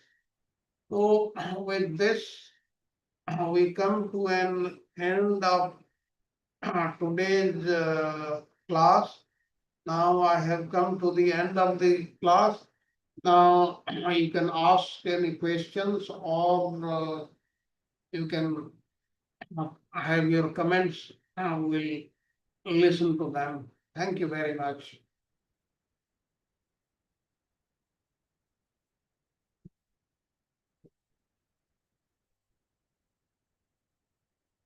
हरे कृष्णा प्रभु जी, दंडवत प्रणाम। तो wonderful class Prabhu ji, thank you so much. Prabhu ji, ये जो last third question है, उसको हम real life में कैसे देख सकते हैं? अगर ऐसी लाइफ में कोई सिचुएशन आती है तो हमें कैसे, क्या रिस्पॉन्स होना चाहिए हमारा? Okay, like here we saw the person involved with the Supreme Personality of Godhead, Baladeva, Krishna. Now there is no such thing with us. We are also at times faced with such situations in which opposite things also are seen. In that, as we have discussed, we should be patient. We should not be egoistic. We should not use our ego, and we should be very, very humble. We should keep quiet and try to resolve the matter rather than escalating it. So that is what at best we can do when we face such situations. Okay Because Prabhu we, ji. because we are controlled by Maya. That's why most likely we can be also misled. That's why at that time we should remember the Lord. We should be humble. We should not be egoistic under any circumstances, and pray to the Lord so that He can guide us. That is at best we can do. And if any such situation comes, we should not escalate the situation. We should try to resolve that there only. Yes Prabhu ji, this is the best solution. Because at the end, actually, if you see, nobody is a winner. One may be claiming, but still one cannot win such things.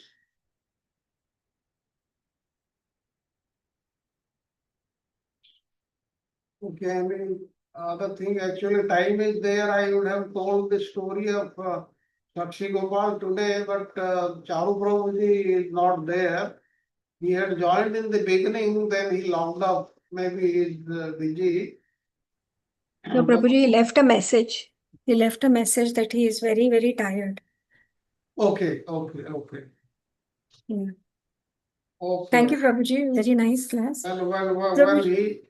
when he is there, I will tell the story of Sakshi Gopal. Okay, we can have the other questions or discussion on the things we have studied today. Okay, Prabhuji. Dhanvat Pranam, Prabhuji.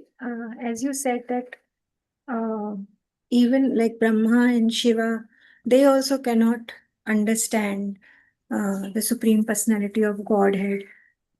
What about his pure devotees like gopis?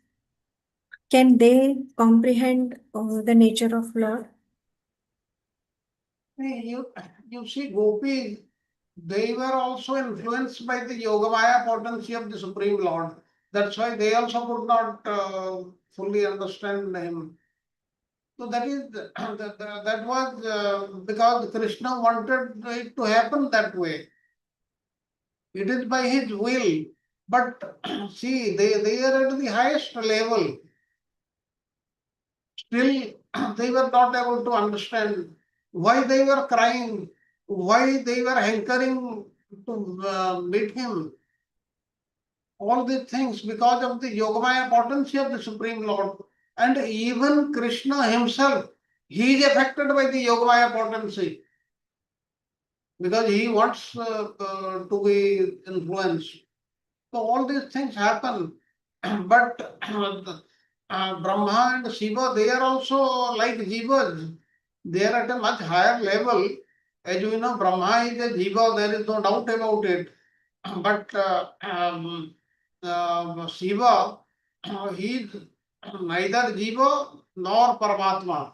He is in between. But still, it is very difficult for them to understand what to talk of us or even Indra. As we saw in the Govardhan Leela, Indra could not understand him.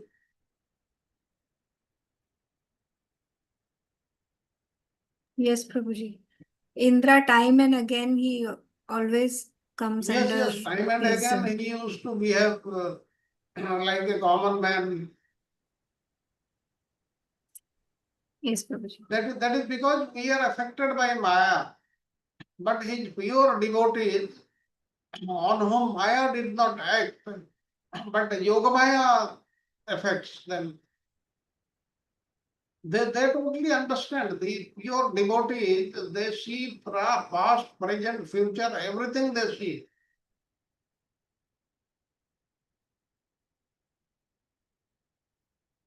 Prabhuji, Maya Devi is the, like, in the world, it is the. Can you speak little loudly, Mataji? Yeah, can you hear me now, Prabhuji? Yeah. Okay, so Mahamaya, that is Lord Shiva's consort Durga, who is the fortress of the material world. She would not allow the human beings to cross this fort and go towards the spiritual world, right? So can we, but if we pray to him, will she be kind enough? Like you see, the Mahamaya.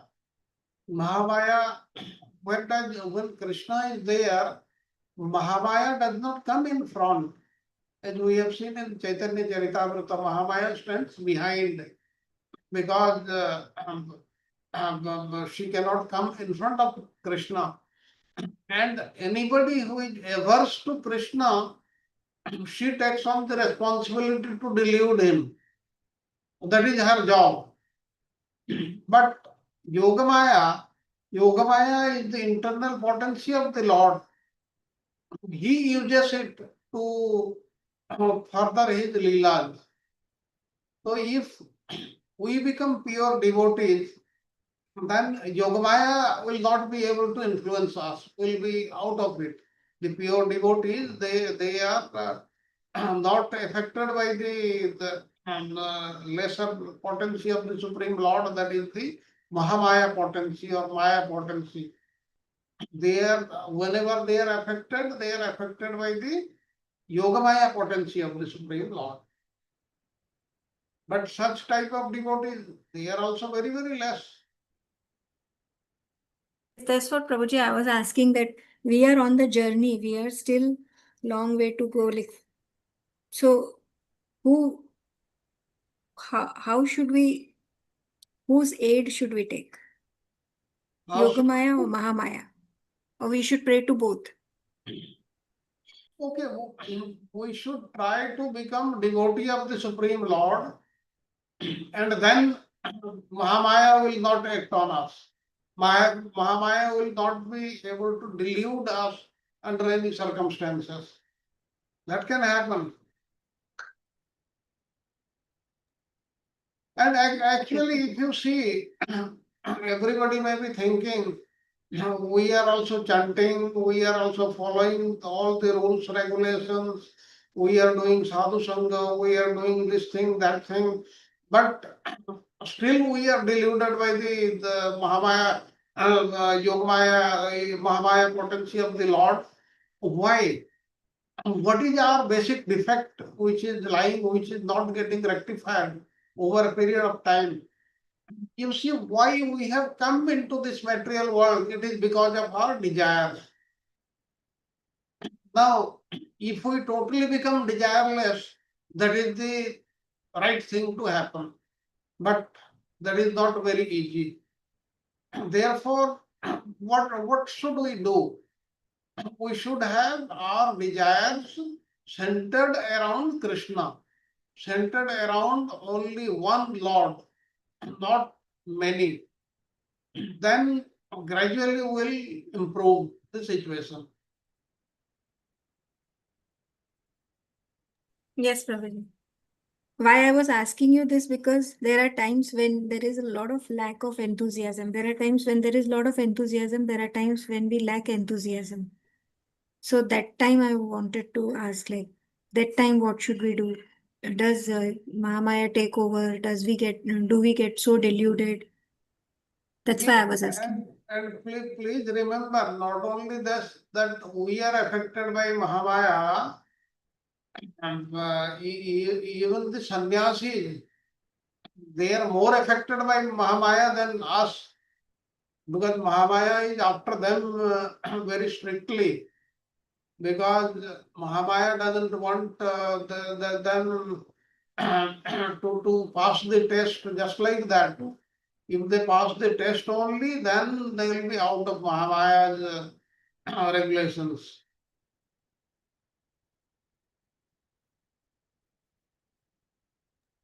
Yeah, Prabhu, I Prabhuji, understood. So Prabhuji, we best have to way keep is striving. to Keep हाँ, striving. मगर Yes, yes माता जी, मगर माता जी मतलब दूसरा भी एक point ऐसा है कि हमें हमेशा गुरु की अंदर गाइडेंस में रहना चाहिए, तो we can be little saved, हम सेव हो सकते हैं, बच सकते हैं. And I say there's yes. also one saying in Bhagavad Gita, Krishna says that Devi Esha Gunamayi Mama Maya Dhruvatya Mamaive Prapadyante Maya Mitantaratite. So the main thing we have to focus, surrender to Krishna. If we focus on that, then Maya automatically will leave. No? There's no question at all why we should pray to Maya, this Maya or that Maya. We just have to surrender to Krishna. We have to pray to Krishna, focus on surrendering to Krishna. And Maya automatically will leave you, the Mahamaya and Yogamaya will take the position. No, like what is problem with us? We may be thinking we have surrendered ourselves to Krishna, but that is not full surrender. We have not surrendered with our intelligence. When we prostrate before we offer our prostrated obeisances to the Lord, that is like, that is with our physical body we have surrendered. Like when we have folded our hands and praying to the Lord, with our body we are surrendering. And when we declare that I am now surrendered to Krishna, that is vachika, by words. But with our intelligence, we have not surrendered to Krishna. If you think of it, then you realize. And when we do that, when we are successful in that, totally surrendering to the Supreme Lord, actually surrendering means what? Surrendering means we should not do anything other than relying on the Supreme Lord for any situation. We should not do anything ourselves.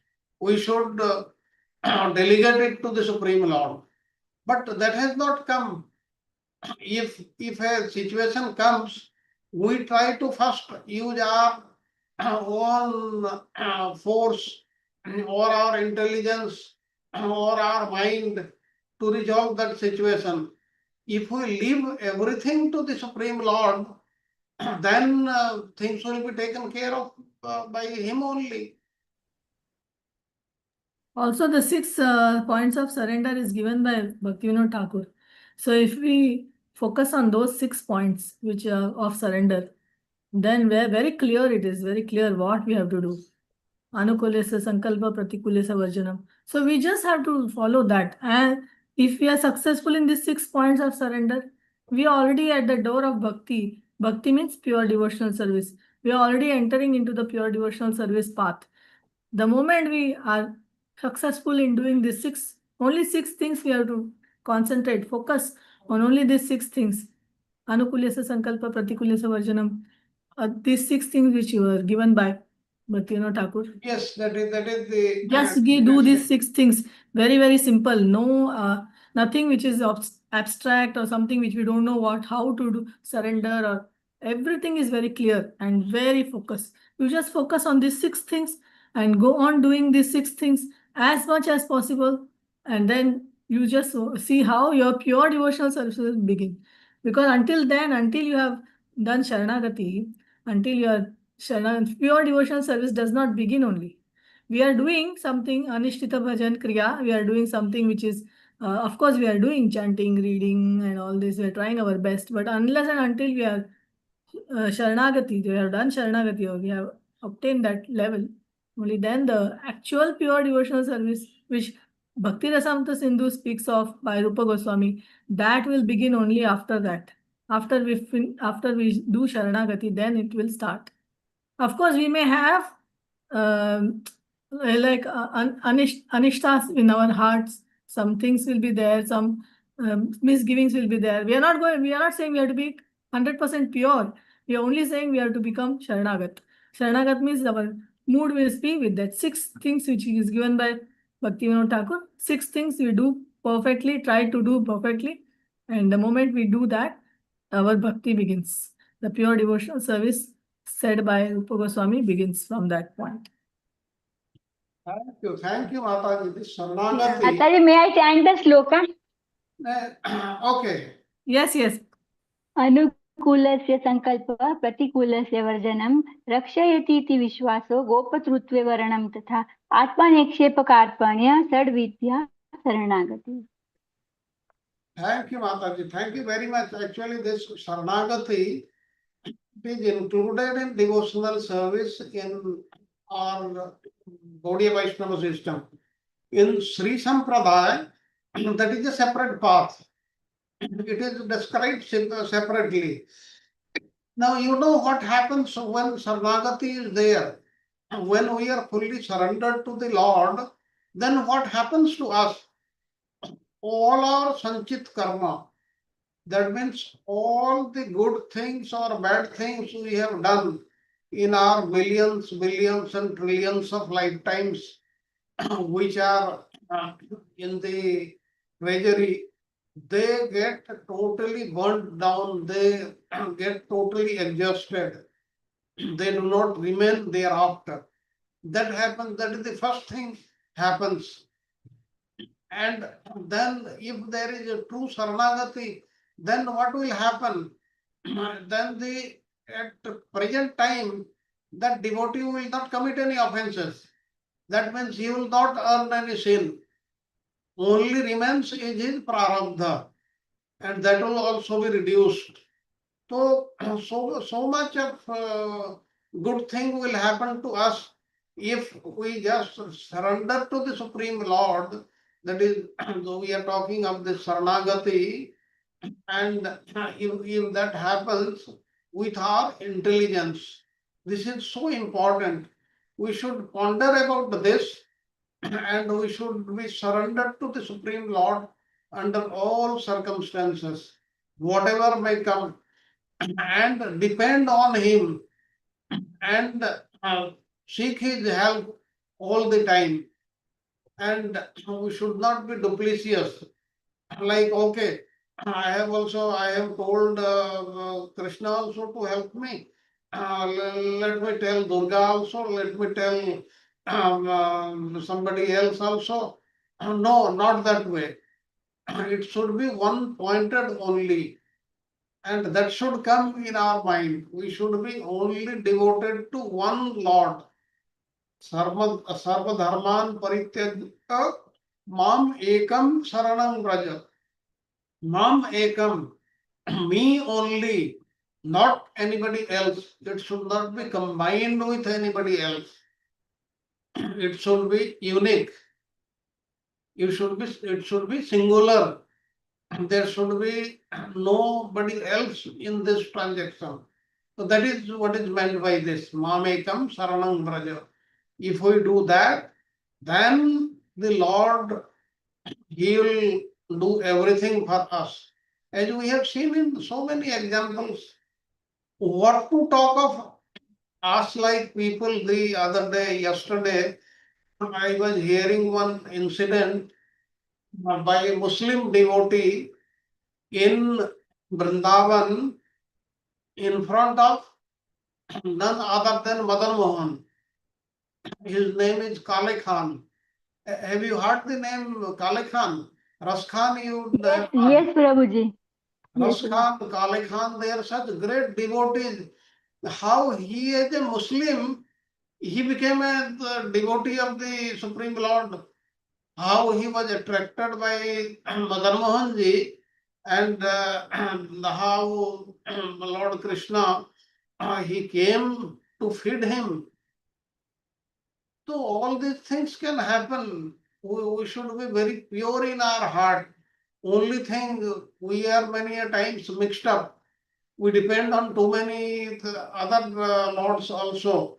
That's why it is not one pointed. If it is one pointed, and if we are very sure we are totally surrendered to one Lord only, that one Lord will come. Actually, in this whole universe, there is one Lord only. And various people have named him otherwise. But it is the Lord is only one. There is no doubt about it. And in our Hindu tradition, the Lord has many other assistants to help him in discharging his duties. But we should be devoted to the Supreme Lord only, while respecting all others. They are no less. They have reached that level because of their eligibility. And we should remember that. But we should be totally devoted to single Lord, one Lord only. Like in a say office, if you go to the head of the office, then your work will be done. If you go to a peon or to then a clerk, then to somebody else, it will take many days for that thing to reach the head of the institution, and then he will decide what action to be taken. But if you approach him directly, which is possible, which the Lord is empowering us, He is giving us permission to approach Him, then the others, they have no say in that. So that we have to understand in that mundane way. Yes, Prabhuji. Thank you so much. You put it into very detailed answer. Thank you, Any, Mataji. Also. any other question or comment? Hare Krishna. Thank you, Prabhuji. Thank you, Mataji. Very, very useful insight, especially that Mataji, you sent the six what do you call the attributes or property of devotion, right? That's what we have to follow and try to apply. Also, I just heard last week, this lecture on Haridas Thakur and how Yogamaya, no, sorry, Mahamaya, she goes and try to allure Haridas Thakur. She's unsuccessful, then she takes initiation. So for all of us who are in Gaudiya Vaishnava, then like Mahamaya is sort of a god sister. So in that way also we can approach that, okay, please, help us. You are our god sister, initiated by Haridas Thakur. We also follow him. So please help us. So maybe that can help also. That was one of the tips or tricks given. Thank you, Prabhu. Thank you, Prabhuji. That is very, very right. That is very, very correct. Prabhu, Hare मुझे Krishna. दूसरा भी Just one. Sorry. yes ma'am. Yes, yes, Archana Mataji. Sorry, I wanted to ask one question about the relationship of Rochana with, I mean, you said granddaughter, in which way, Prabhu? Any idea? Yes, yes, his Rukmi's granddaughter. No, Rukmini is not. Rukmis. Rukmi, not Rukmini. So Rukmi is how she's related. Granddaughter means because he's also a grandson, no? In Rukmini's grandson. Rukmini's grandson is Aniruddha. Yes. Rukmi's granddaughter, in the sense. Rukmi, I do not know, must be his son's daughter or something like this. Okay, Prabhu. Okay, thank you. Like there are so many names given in Bhagavatam, one cannot remember them. There are thousands and thousands of names. Yes, and I was thinking, how come there's no referee there? Like even Balaram is saying, Balaram is actually winning, and then Rukmi is simply saying, I'm the winner, I'm the winner. There should be some referee, some umpire, somebody should be there to see and then give the judgment. No, how can they just anyhow say that I'm the winner without any? No, like you see in the Mahabharata, in that game of dice, there was no referee. The parties were playing independently, and Duryodhana, he said, I am not good at dice. From my side, my uncle, that is maternal uncle, he will play like this. There was nobody else to supervise and give a decision there also.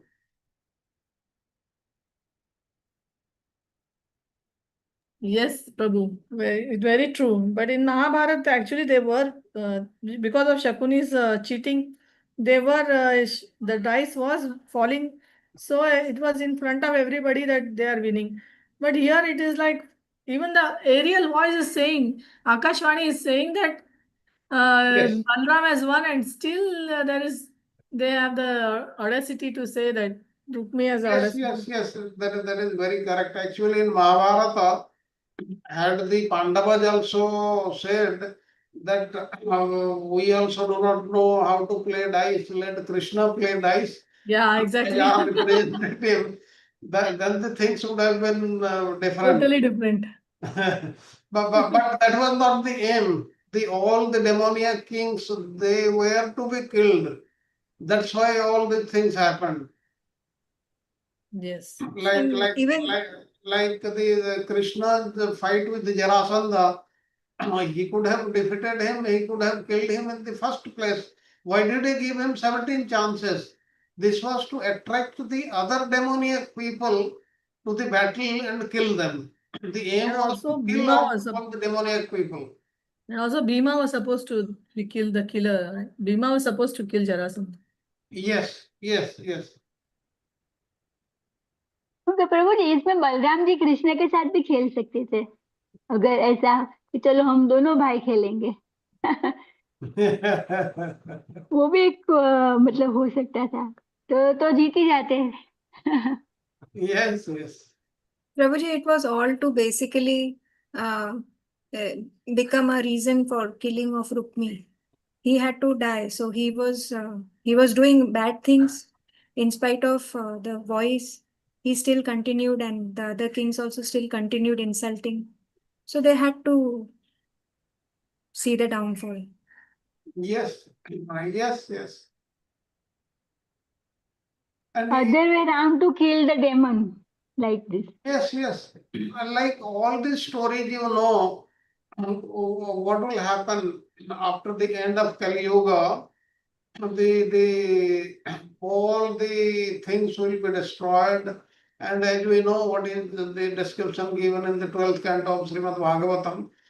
Then again, there will be evolution, there will be Satya Yuga and all that. Then again, the Vedas will be written. And say after the annihilation of the world, say after 100 years age of Brahma, then again the thing is created. Then again the same story, just with little changes, they will happen again here. That means all these are happening to tell us, the lesser human beings, as to what should be done and what should not be done. For us to learn, all these things are given.